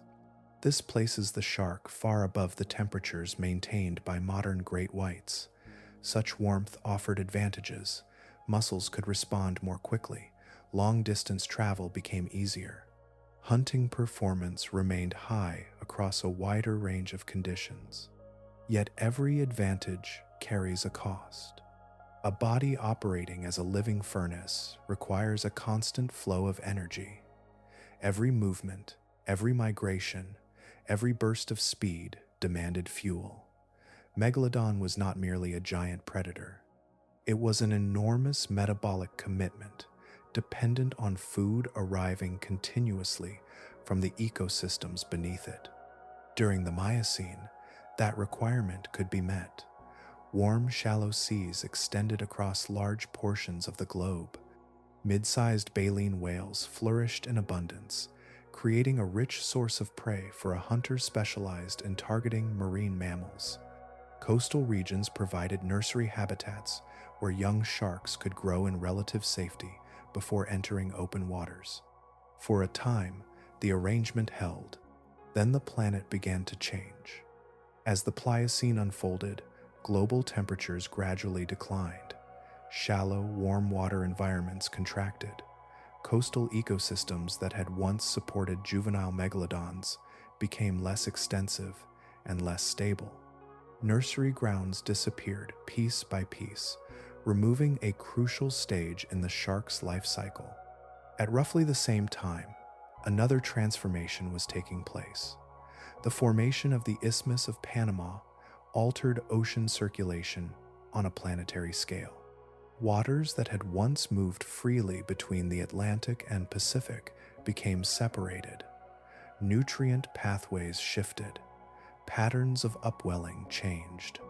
The effects rippled through marine food webs from the smallest plankton to the largest predators. The consequences reached prey populations first. Many of the baleen whale lineages that had thrived during the Miocene declined or vanished. Of the numerous genera present during that earlier world, only a fraction survived into the modern era. The survivors followed a different evolutionary path, growing increasingly large. Enormous size provided protection, changing the balance between predator and prey. Animals that once fit within the hunting range of Megalodon became rarer. Meanwhile, a new competitor was emerging. The earliest orcas appeared during this broad interval of change. Compared with Megalodon, they were smaller and physically less imposing, yet they possessed a combination of traits that proved remarkably effective. They were warm-blooded mammals, highly intelligent, socially cooperative, and capable of coordinating hunts. Working together, they could exploit food sources with extraordinary flexibility. Competition intensified as resources became less predictable. Young megalodons may have faced particular difficulties. Without extensive nursery habitats, juveniles measuring several meters in length entered increasingly hazardous environments. Large sharks and emerging marine mammal predators occupied waters that had once offered greater security. No single event ended the reign of Megalodon. Instead, multiple pressures converged. Prey became less abundant, nursery areas diminished, ocean circulation changed, competition increased. Metabolic demands remained immense.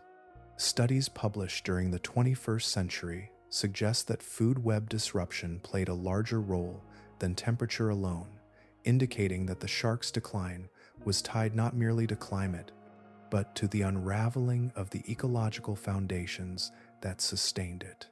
Around 3.5 million years ago, the lineage disappeared. The greatest shark in Earth's history was not defeated by a larger predator. It was overtaken by a changing world, one that gradually withdrew the conditions upon which its dominance depended.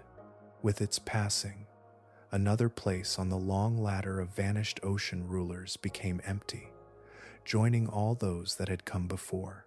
Across 500 million years of ocean history, the names change, the bodies change, and even the rules of survival seem to change, yet a deeper rhythm remains astonishingly consistent.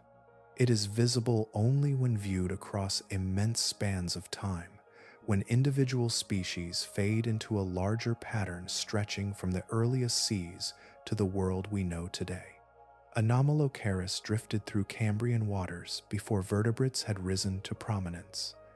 Jacalopterus ruled ancient waterways as the largest arthropod the planet would ever produce. Dunkleosteus carried self-sharpening bone blades through Devonian seas. Helicoprion spun its impossible spiral of teeth through the Permian. Temnodontosaurus hunted with enormous eyes beneath Jurassic waves. Kronosaurus occupied the summit of a food chain so complex that modern ecosystems possess no true equivalent. Mosasaurus inherited the oceans of the late Cretaceous. Basilosaurus transformed a lineage of former land mammals into marine hunters. Livyatan developed the largest functional teeth known from any animal. Megalodon became the greatest predatory shark in Earth's history. Each belonged to a different world. Some were arthropods, some were fish, others were reptiles or mammals, some possessed armor, others relied on speed, some hunted alone, others may have hunted cooperatively. Their ancestors followed entirely separate evolutionary paths, often divided by tens or even hundreds of millions of years. Yet, despite all those differences, every one of them arrived at the same destination. Each became the dominant predator of its ocean, and each disappeared. The repetition is striking precisely because the circumstances were never identical.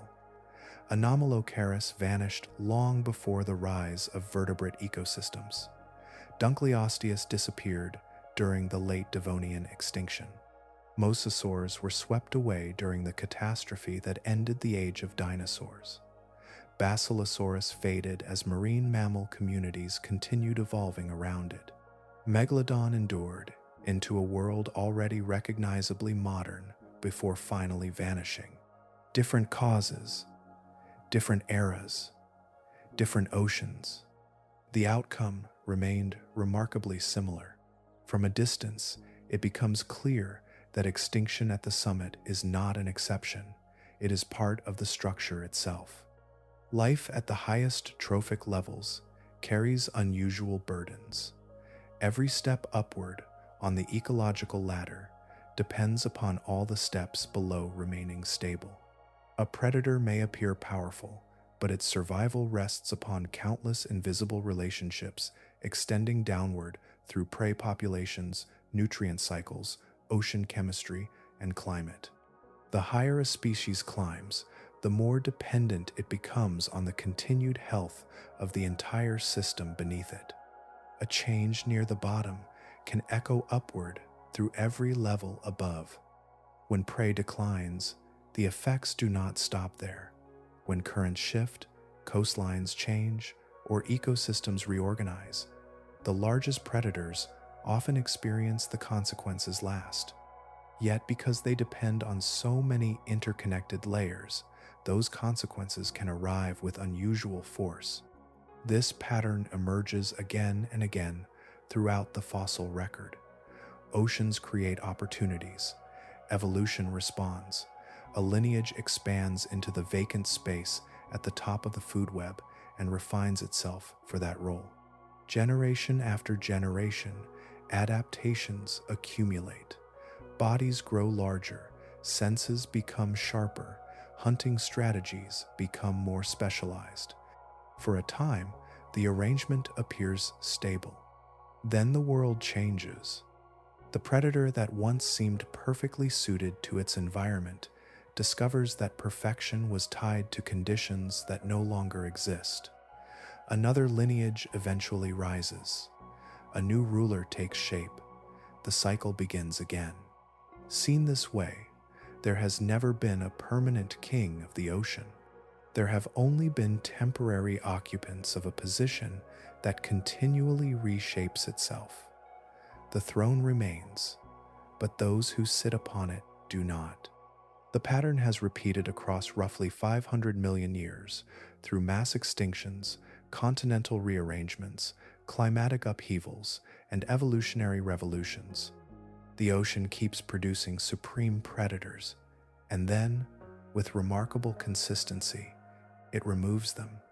The deeper lesson is not about failure, it is about change. In the living world, success is never a fixed destination. Even the mightiest hunter remains part of a larger system, and that system is always in motion. There is a strange illusion that appears whenever a predator reaches the summit of its world.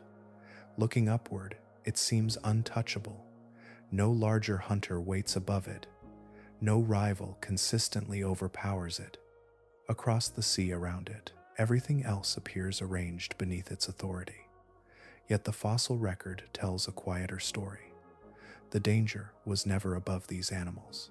It was always below them, hidden within the countless connections that made their existence possible.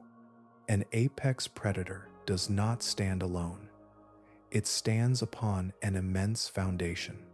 Far beneath the largest hunter are smaller predators.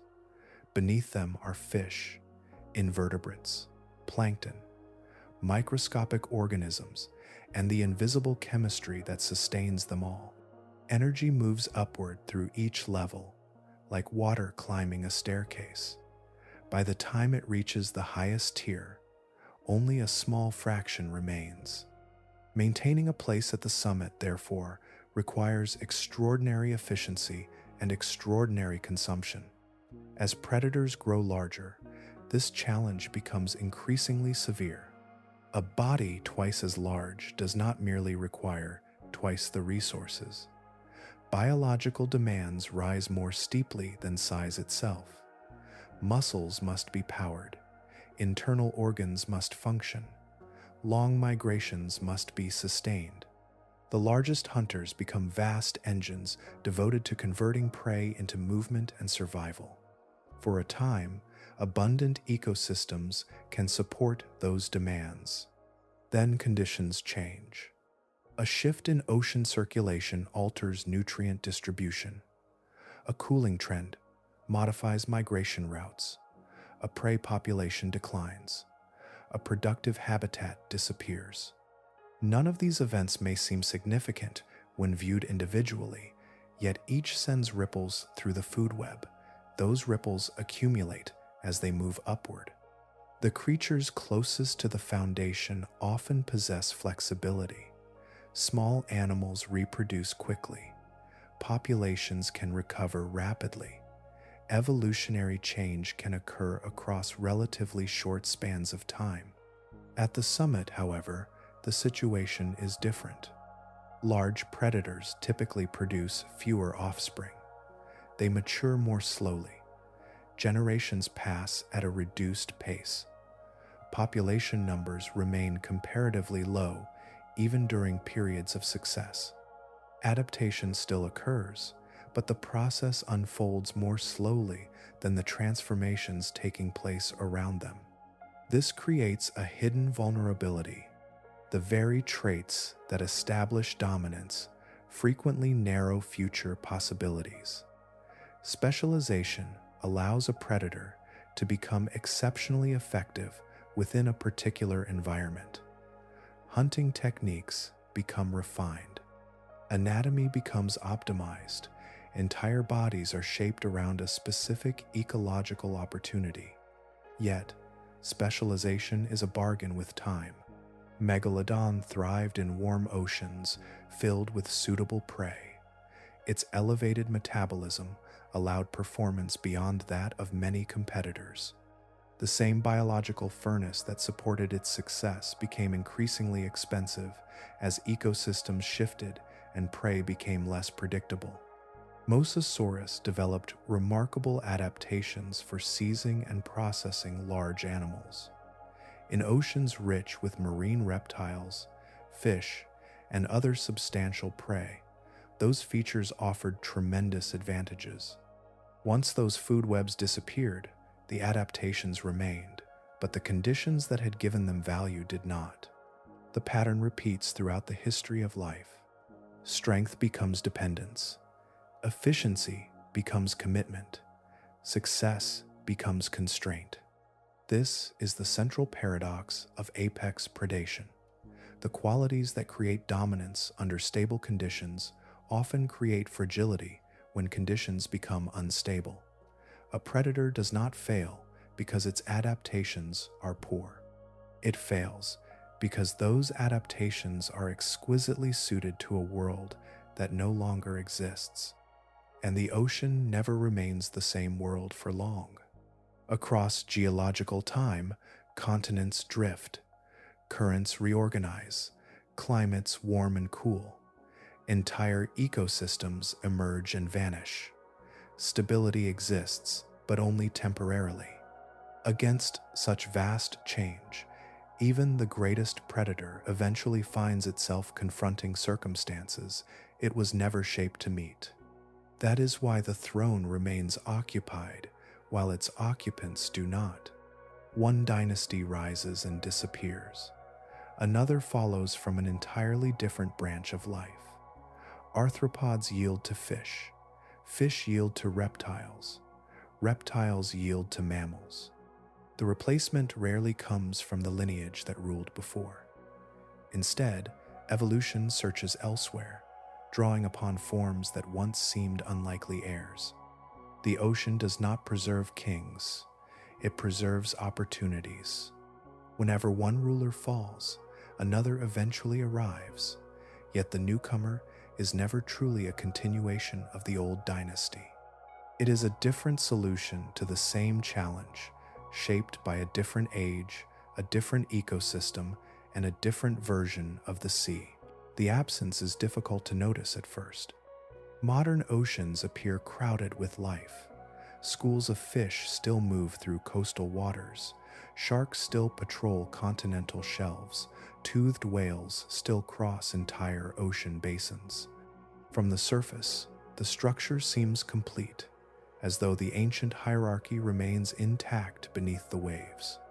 Yet something is missing from the highest reaches of that invisible ladder. The vacancy does not announce itself through silence or emptiness. It reveals itself only when the present is compared with the deep past. Across hundreds of millions of years, ocean ecosystems repeatedly supported predators that occupied an extraordinary position above almost everything around them. They were not merely apex predators. They existed one step beyond the level occupied by the largest hunters of today. That upper rung has vanished. The reconstruction of the ancient Columbian ecosystem revealed a food web extending to a seventh trophic level, a height not observed in any modern marine environment.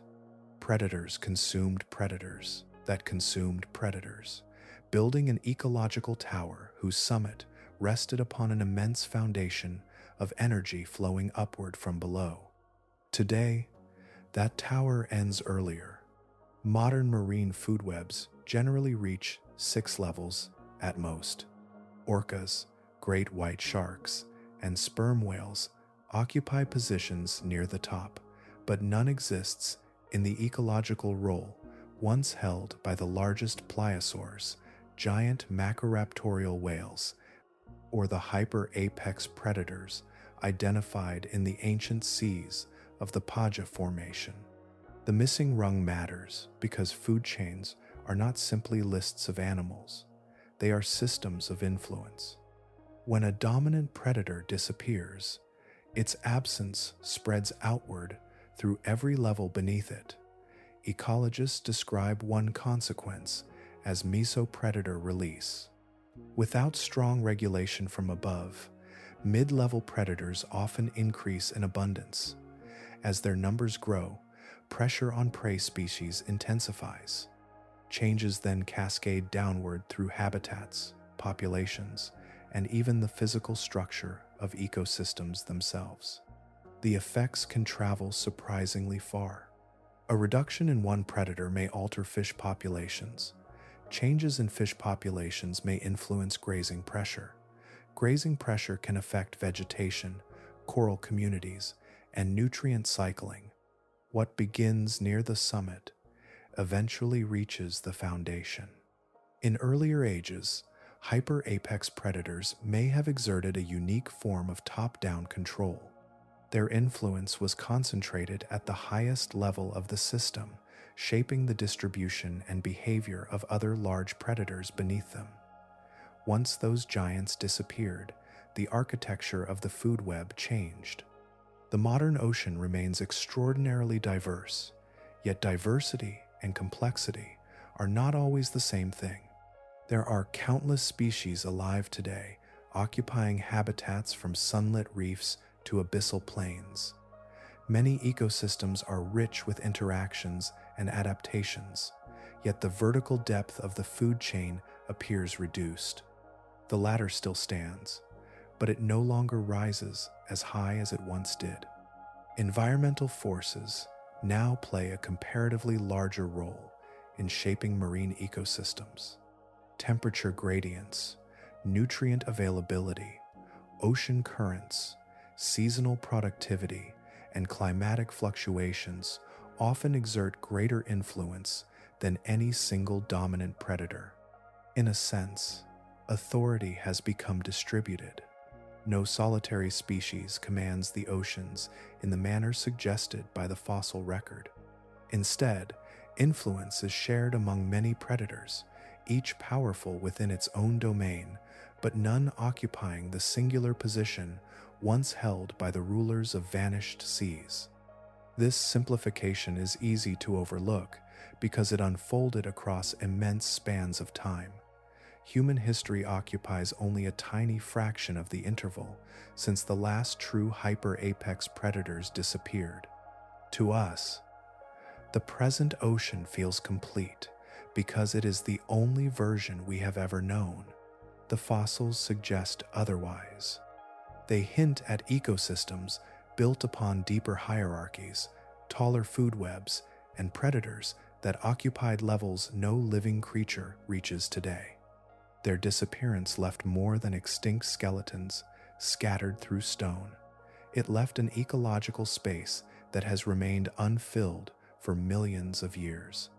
Whether that upper rung returns depends on processes measured not in centuries or civilizations, but in geological ages, where evolution, extinction, and planetary change continue their slow work beneath the surface of time. Long before any individual creature rose to dominance, the position itself already existed.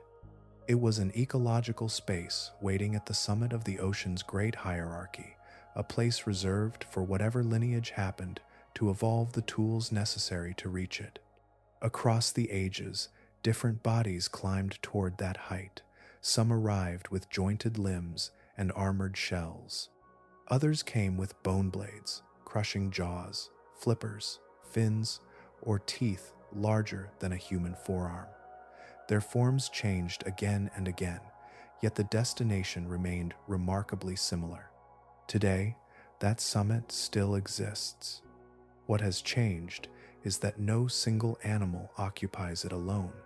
The modern ocean distributes power across several predators rather than concentrating it in one dominant ruler. In cold and temperate seas, orcas exert influence over food webs that stretch across entire coastlines. In shallower marine environments, great white sharks remain formidable hunters.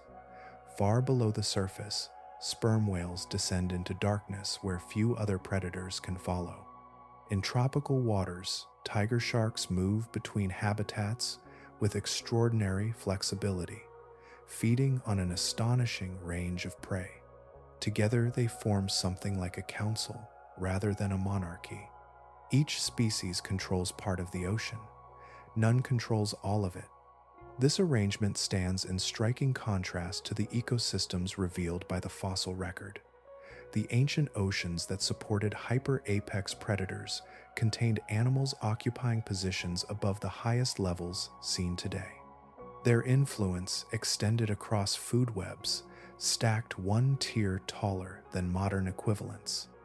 They existed on a rung that appears absent from the contemporary world. The throne remains, but it is empty.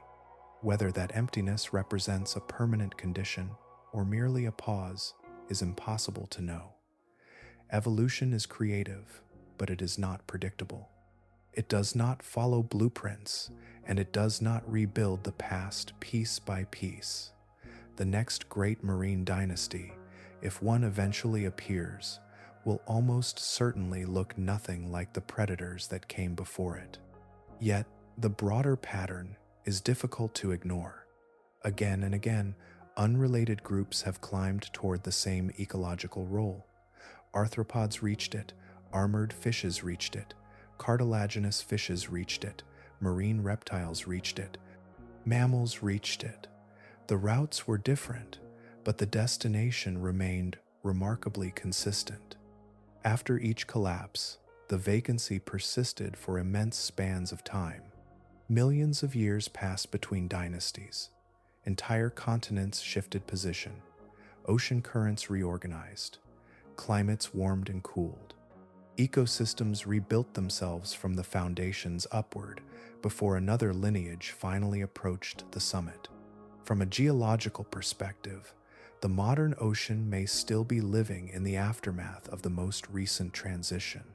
Human beings often struggle to appreciate these scales because our own history is so brief. Our species has existed for roughly 300,000 years, an interval that feels vast to us but scarcely registers against the backdrop of evolutionary time.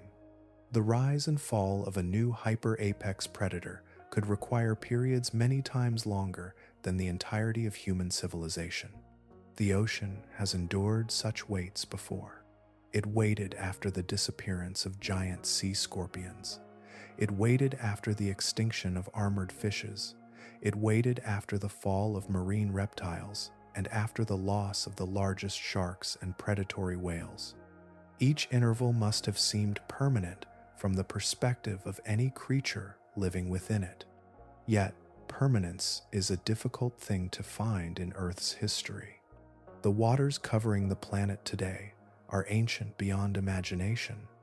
They have witnessed extinctions, recoveries, invasions, and transformations repeated countless times. The cast of characters changes, the currents continue. And so the highest place in the food web remains unclaimed, suspended above the modern ocean like an empty seat awaiting an occupant not yet imagined. The sea shows no urgency about filling it. It has measured 500 million years already, and in that span, even millions of years can pass like a patient breath between one ruler and the next. The influence of a predator does not end with its extinction. Bones can disappear, teeth can wither away, entire lineages can vanish so completely that only fragments remain buried in stone. Yet the changes those animals imposed upon the living world often persist long after their bodies are gone. The modern ocean is filled with such inheritances. Every movement through the sea carries traces of ancient pressures. Every adaptation preserved across generations is a record of countless encounters between hunter and hunted. The creatures that once ruled the oceans did more than occupy them. Over hundreds of millions of years, they helped shape the very structure of marine life itself. Consider a shell. To the casual eye, it appears to be a simple piece of armor, a protective covering carried by a vulnerable animal. Yet every thickened wall, reinforced curve, and hardened surface emerged because something was trying to break through it. The shell and the predator evolved together, each influencing the other. One developed stronger defenses. The other developed stronger tools for overcoming them. The same pattern appears everywhere.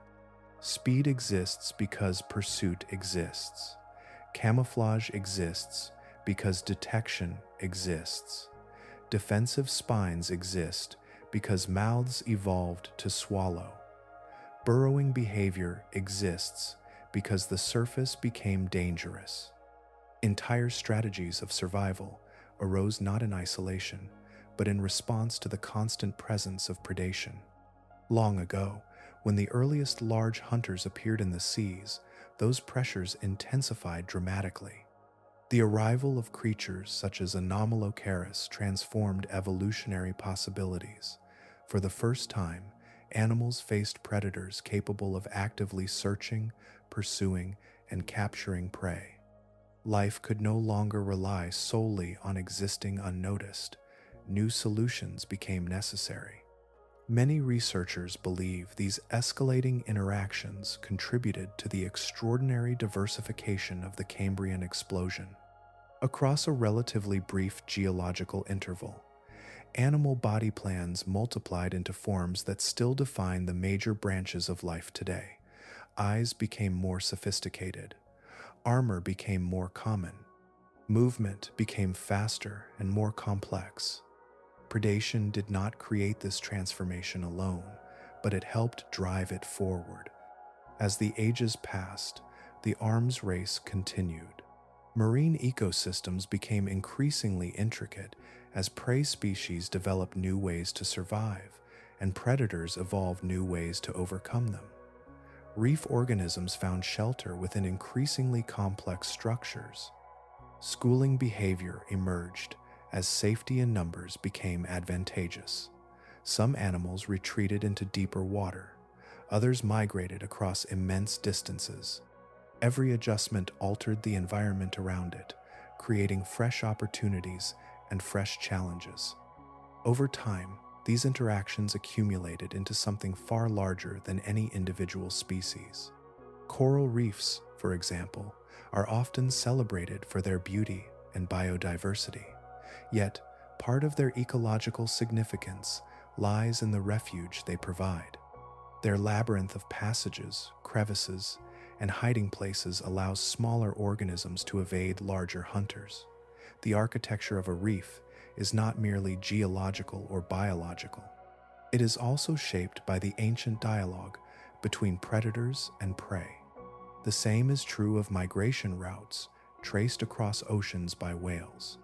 The same is true of depth preferences, body shapes, sensory systems, and social behaviors found throughout marine life. Many of these characteristics originated as responses to danger. The predators themselves may be gone, but the solutions they inspired remain woven into living ecosystems. In that sense, the ocean preserves two fossil records at once. One lies buried beneath layers of sediment, where skeletons and teeth wait within stone. The other remains alive. It moves through currents, swims along coastlines, gathers in schools, hides among reefs, and dives into darkness. It exists in instinct, anatomy, and behavior, passed from generation to generation across immense spans of time. The great predators of the past did not merely inhabit the sea, they helped sculpt it.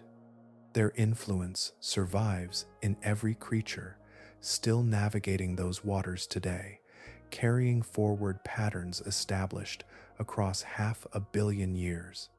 The rulers vanished, but the world they shaped remains, written not only in rock, but in the living design of the ocean itself. Some discoveries begin with years of planning, teams of specialists, and carefully organized expeditions. Others begin with a child walking along a cliff after a storm. Along the coast of Dorset in southern England, layers of ancient rock rise above the sea, exposing fragments of a vanished world. Waves slowly erode the cliffs, loosening fossils that have remained hidden for immense stretches of time. In the early 19th century, these cliffs became the workplace of a young girl named Mary Anning and her family, who collected fossils to sell to visitors. In the year 1811, when Mary was about 12 years old, she and her brother Joseph noticed something unusual emerging from the rock. It was a skull. Not a familiar skull belonging to any animal known at the time, but something enormous and strange. Piece by piece, the surrounding stone was removed until the remains of an ancient marine reptile began to appear. Neither Mary nor Joseph could have understood the full significance of what they had uncovered. The science that would eventually be called paleontology barely existed. At the time, many people still viewed fossils as curiosities rather than records of lost worlds. The idea that entire species could disappear forever remained controversial. Deep time itself was only beginning to enter public understanding. The specimen was eventually sold and studied. Years later, it would be recognized as Temnodontosaurus platyodon, one of the great marine predators that once ruled Jurassic seas. The creature had lived roughly 200 million years earlier, swimming through oceans that vanished long before human beings appeared. What began as a discovery on a windswept shoreline became part of a much larger transformation in how humanity understood Earth's past. Mary Anning continued searching those cliffs throughout her life.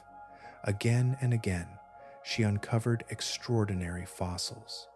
Ichthyosaurs emerged from the rock, pliosaurs followed, even pterosaurs, creatures that once flew above ancient landscapes, entered science through specimens she discovered. The achievements were remarkable, yet recognition often flowed elsewhere. Because she was a woman from a working-class family, many of her discoveries were described and published under the names of wealthier men who purchased the fossils. Her expertise became widely respected among scientists, but formal acknowledgement rarely matched the importance of her contributions. Even so, the fossils themselves could not be ignored. Each new skeleton revealed details about worlds that no living person had ever seen, the evidence accumulated slowly but relentlessly. Strange marine reptiles, giant predators, unfamiliar ecosystems, and extinct creatures all pointed toward a reality far older and more complex than many people had imagined. In that sense, Mary Anning's story mirrors the larger story carried through these oceans of the past. Again and again, the lost rulers of ancient seas appeared in unexpected places, not in distant myths or inaccessible realms, but beneath ordinary ground. Dunkleosteus emerged from rock exposed during road construction in Ohio. Helicoprion revealed itself through fossils recovered from mines. Basilosaurus surfaced from desert landscapes that had once been seafloors. Livyatan entered scientific history through discoveries made during a school field trip in Peru. The pattern feels almost poetic. The predators were never truly gone.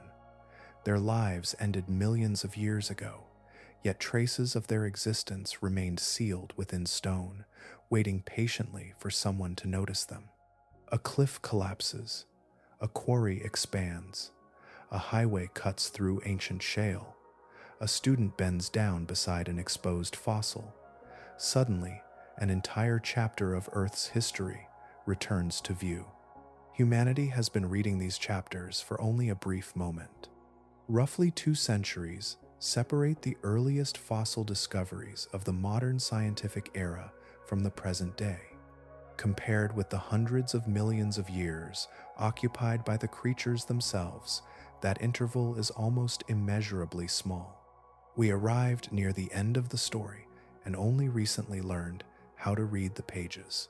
Yet with each skeleton lifted from rock, the ancient ocean becomes a little less distant, its vanished inhabitants stepping quietly back into view from the immense depths of time.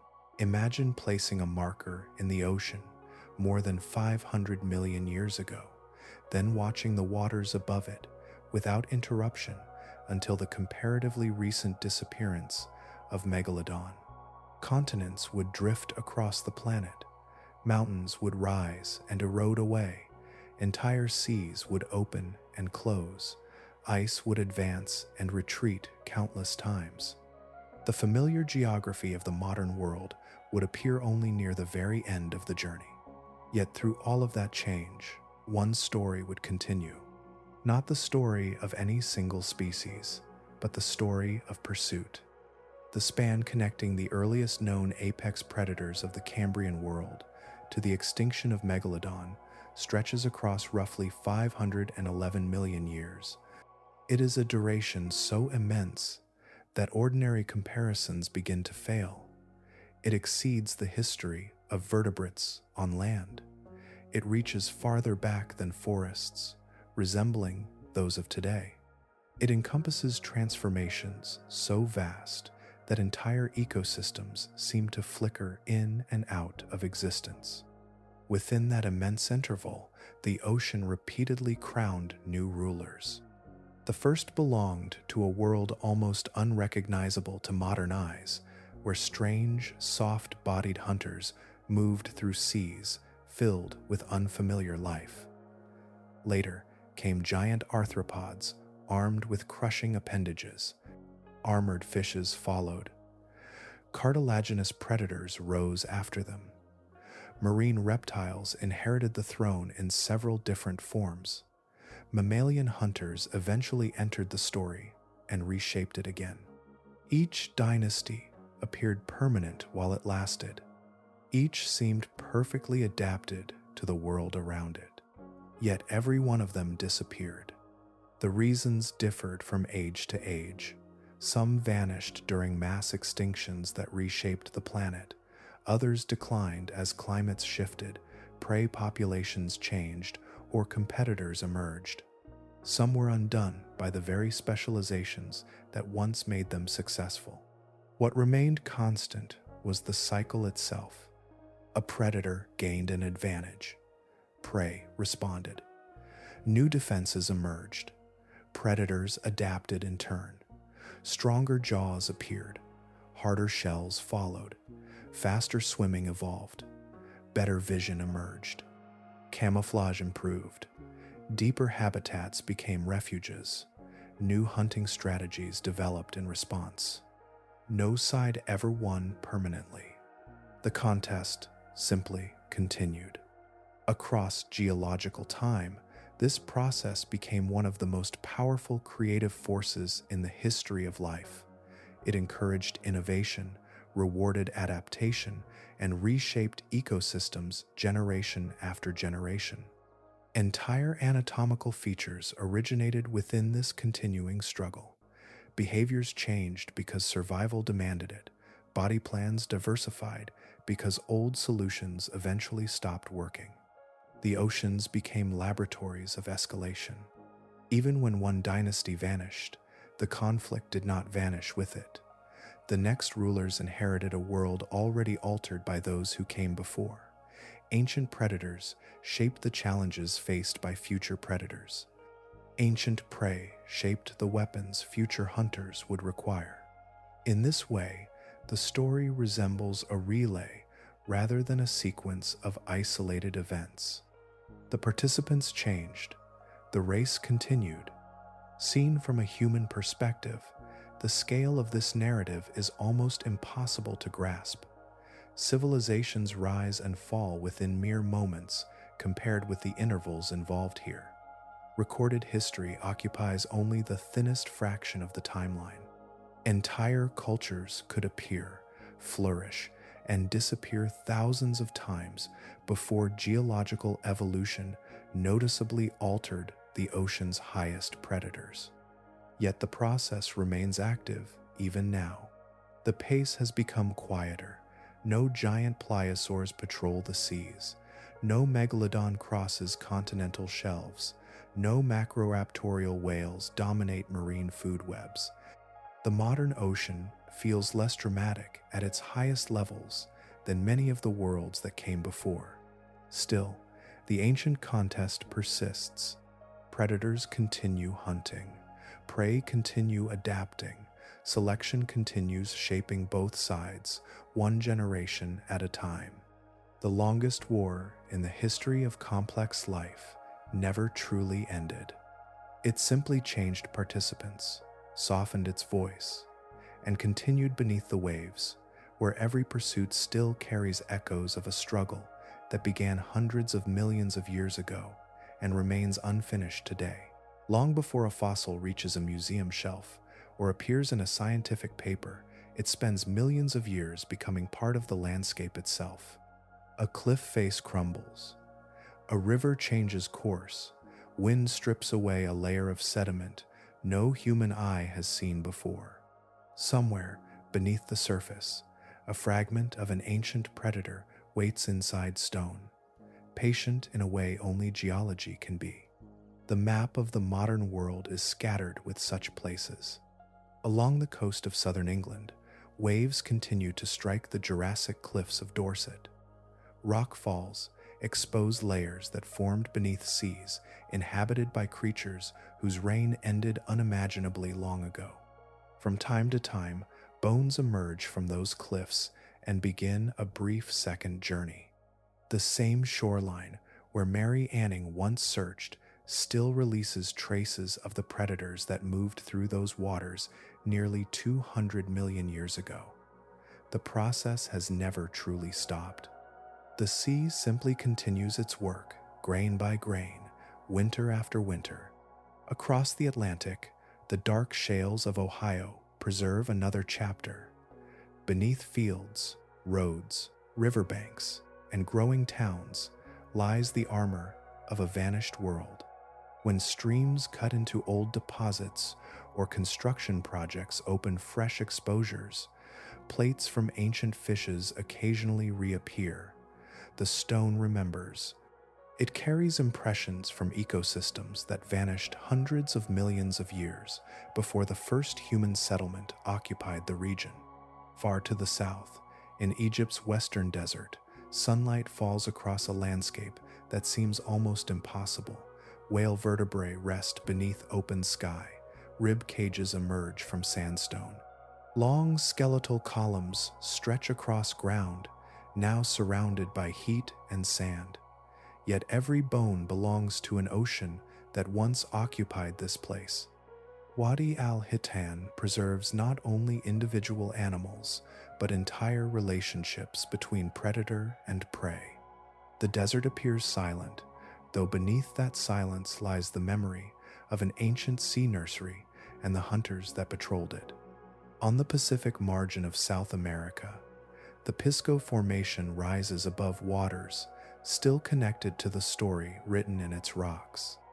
Somewhere between desert and ocean, skulls, vertebrae, and teeth remain entombed within sediments laid down during the age of giant predatory whales.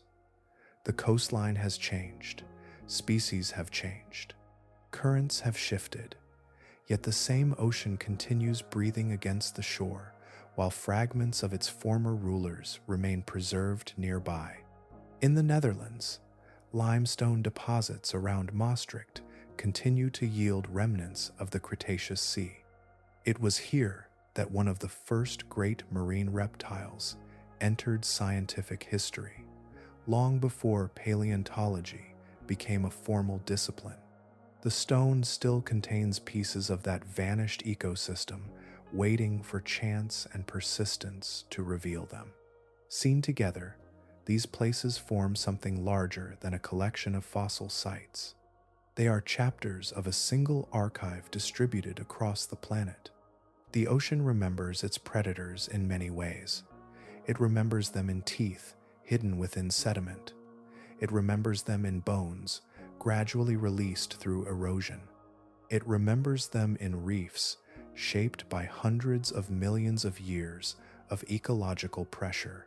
Even the chemistry of marine sediments carries traces of organisms that lived, hunted, died, and slowly returned their elements to the world around them. The fossil record is often imagined as a gallery of completed discoveries, rows of specimens arranged beneath glass. In reality, it is something far more dynamic. The record is still being written. Every storm that reshapes a coastline, every river that cuts deeper into ancient rock, every shifting dune and exposed outcrop adds another line to an ongoing conversation between the present and the deep past. The planet speaks slowly through weathering, burial, uplift, and erosion.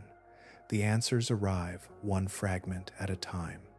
And beneath that endless process rests the enduring geography of teeth, preserved in stone, waiting for the next patient observer to notice where the ocean left its memories behind.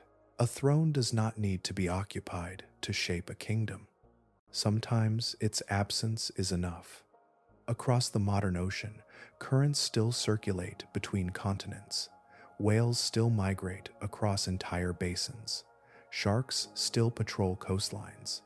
Predators still hunt, prey still flee, and life continues through patterns that would feel familiar to creatures from ages long vanished.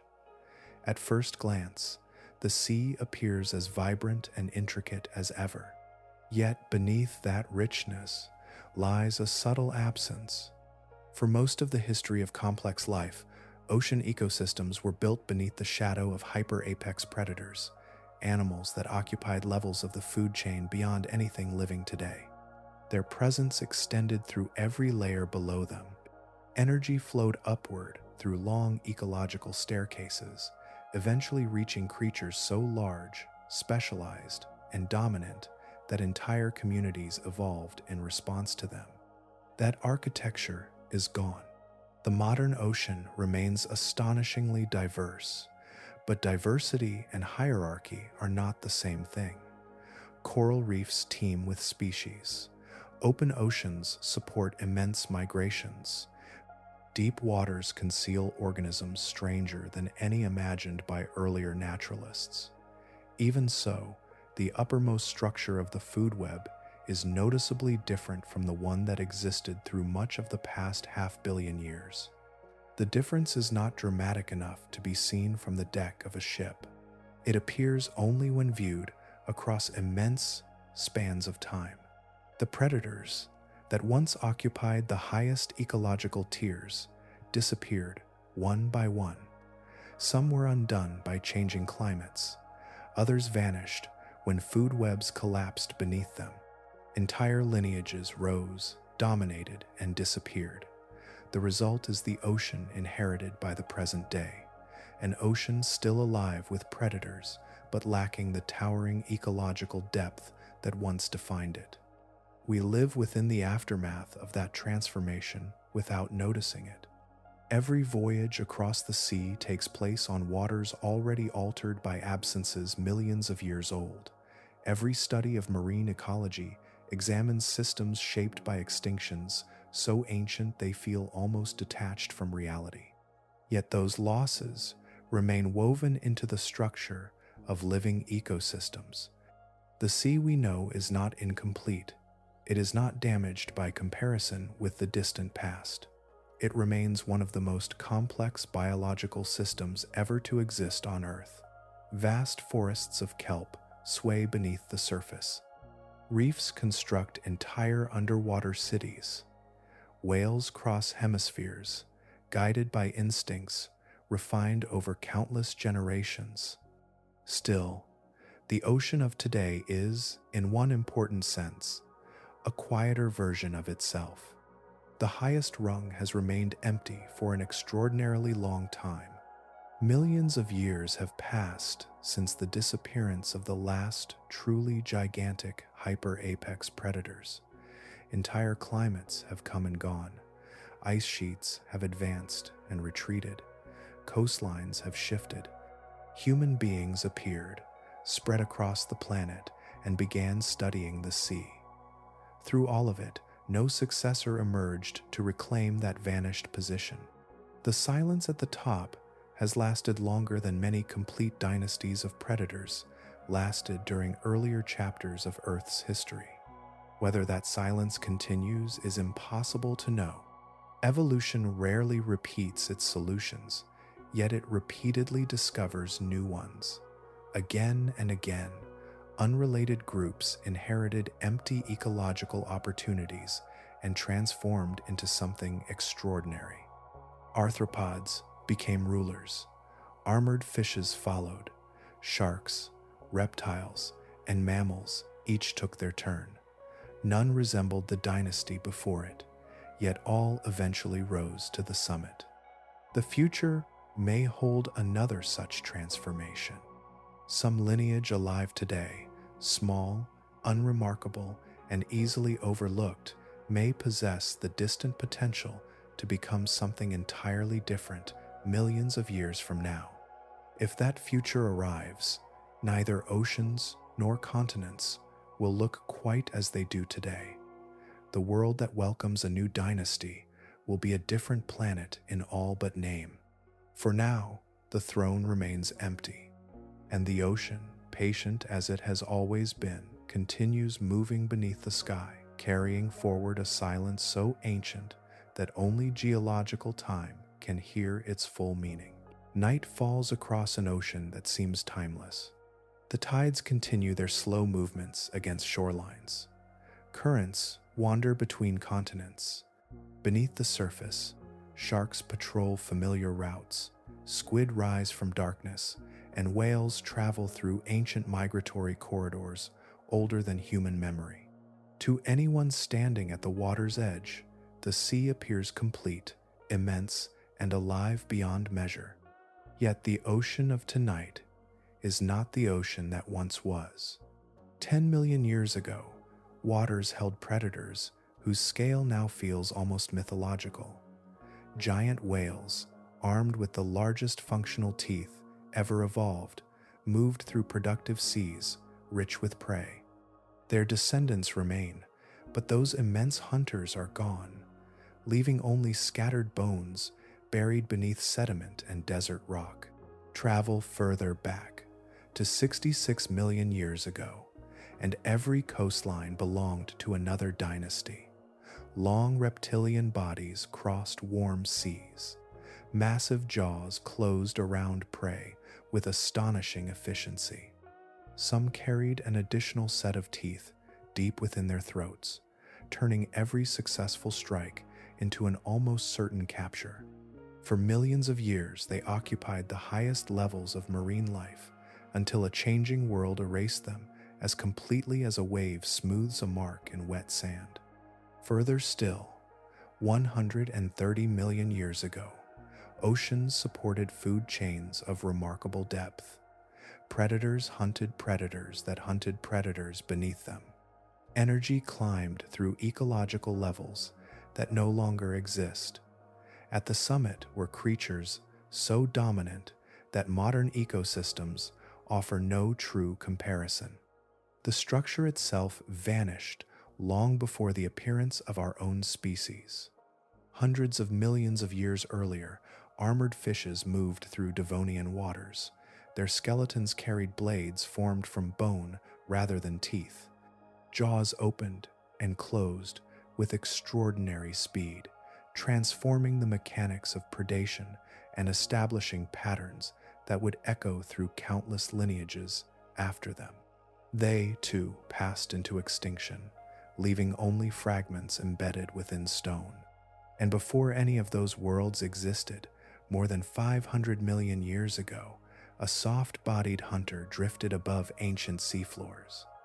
Its eyes contained thousands upon thousands of lenses, gathering information from a world that had barely begun to understand danger.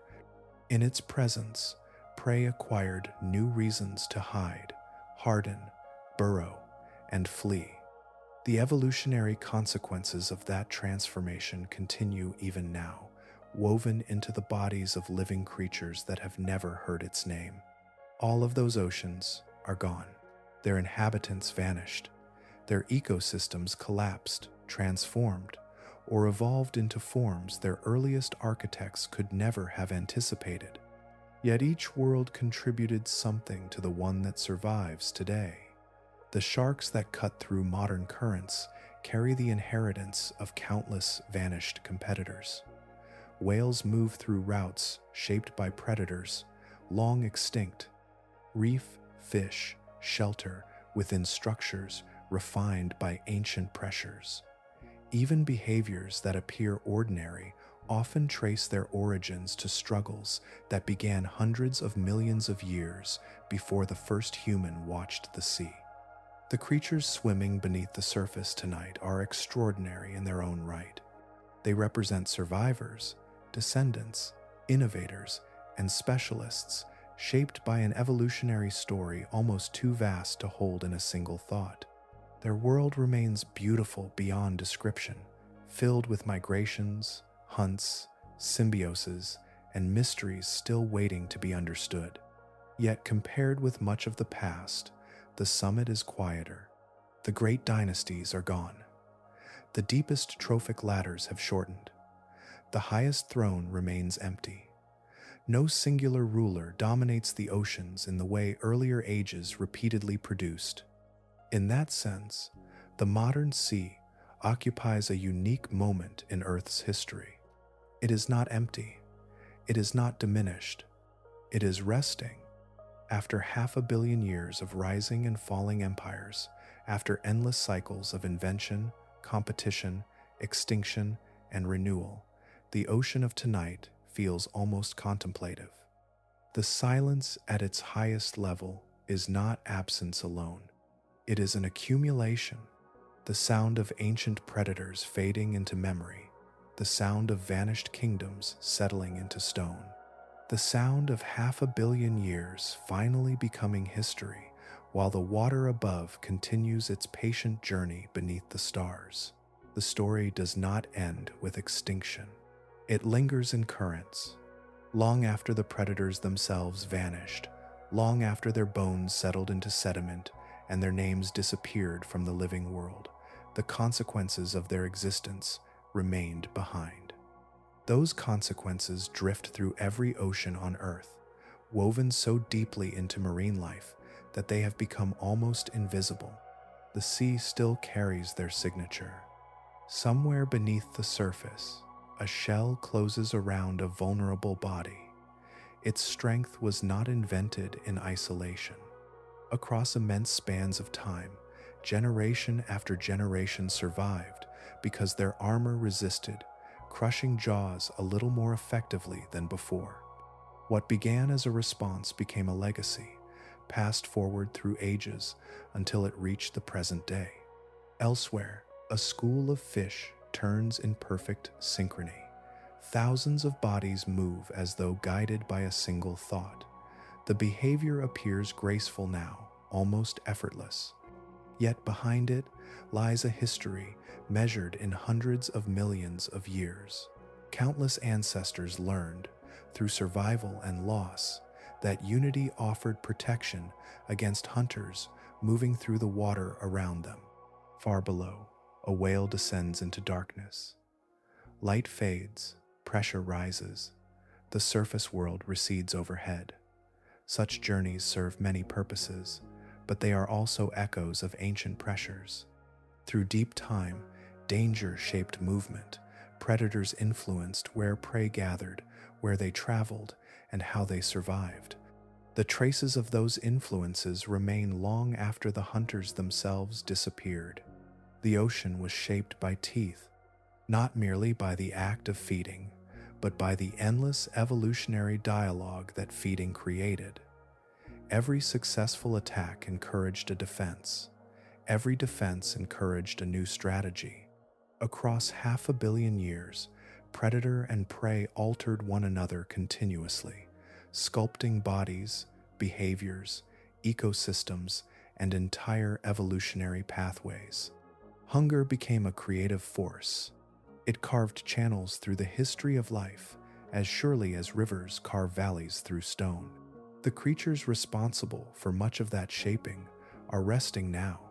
The armored fishes, the giant sea scorpions, the spiral-toothed hunters, the marine reptiles, the colossal sharks, the predatory whales.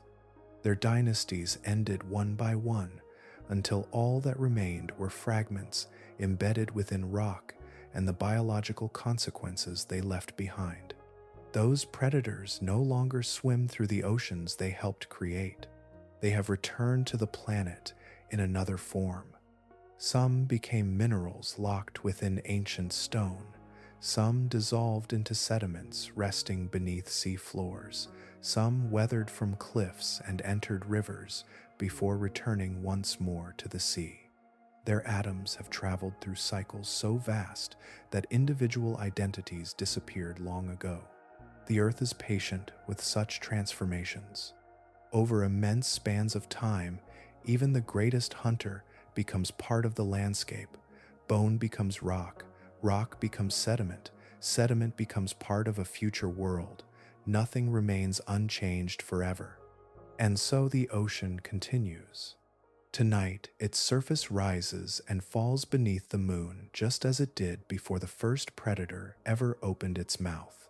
Beneath those waters lives an extraordinary abundance of life, yet the highest tiers remain quieter than they once were. The great dynasties are gone, their struggles are over, their long reigns have settled into memory. The calm that exists now was earned across hundreds of millions of years. Somewhere in the chemistry of seawater, in the architecture of reefs, in migration routes crossing entire oceans, the lost predators remain present, not as spirits, not as shadows, simply as consequences that never entirely disappeared. The sea remembers them without needing to speak their names. Its currents carry their history forward. Its creatures embody the changes they created. Its silence preserves the space they once occupied. And tonight, that silence feels gentle. The ocean is calm. The predators are resting. The long story of their rise and fall has come to stillness. Get comfortable. The ocean is calm tonight. We'll see you next time.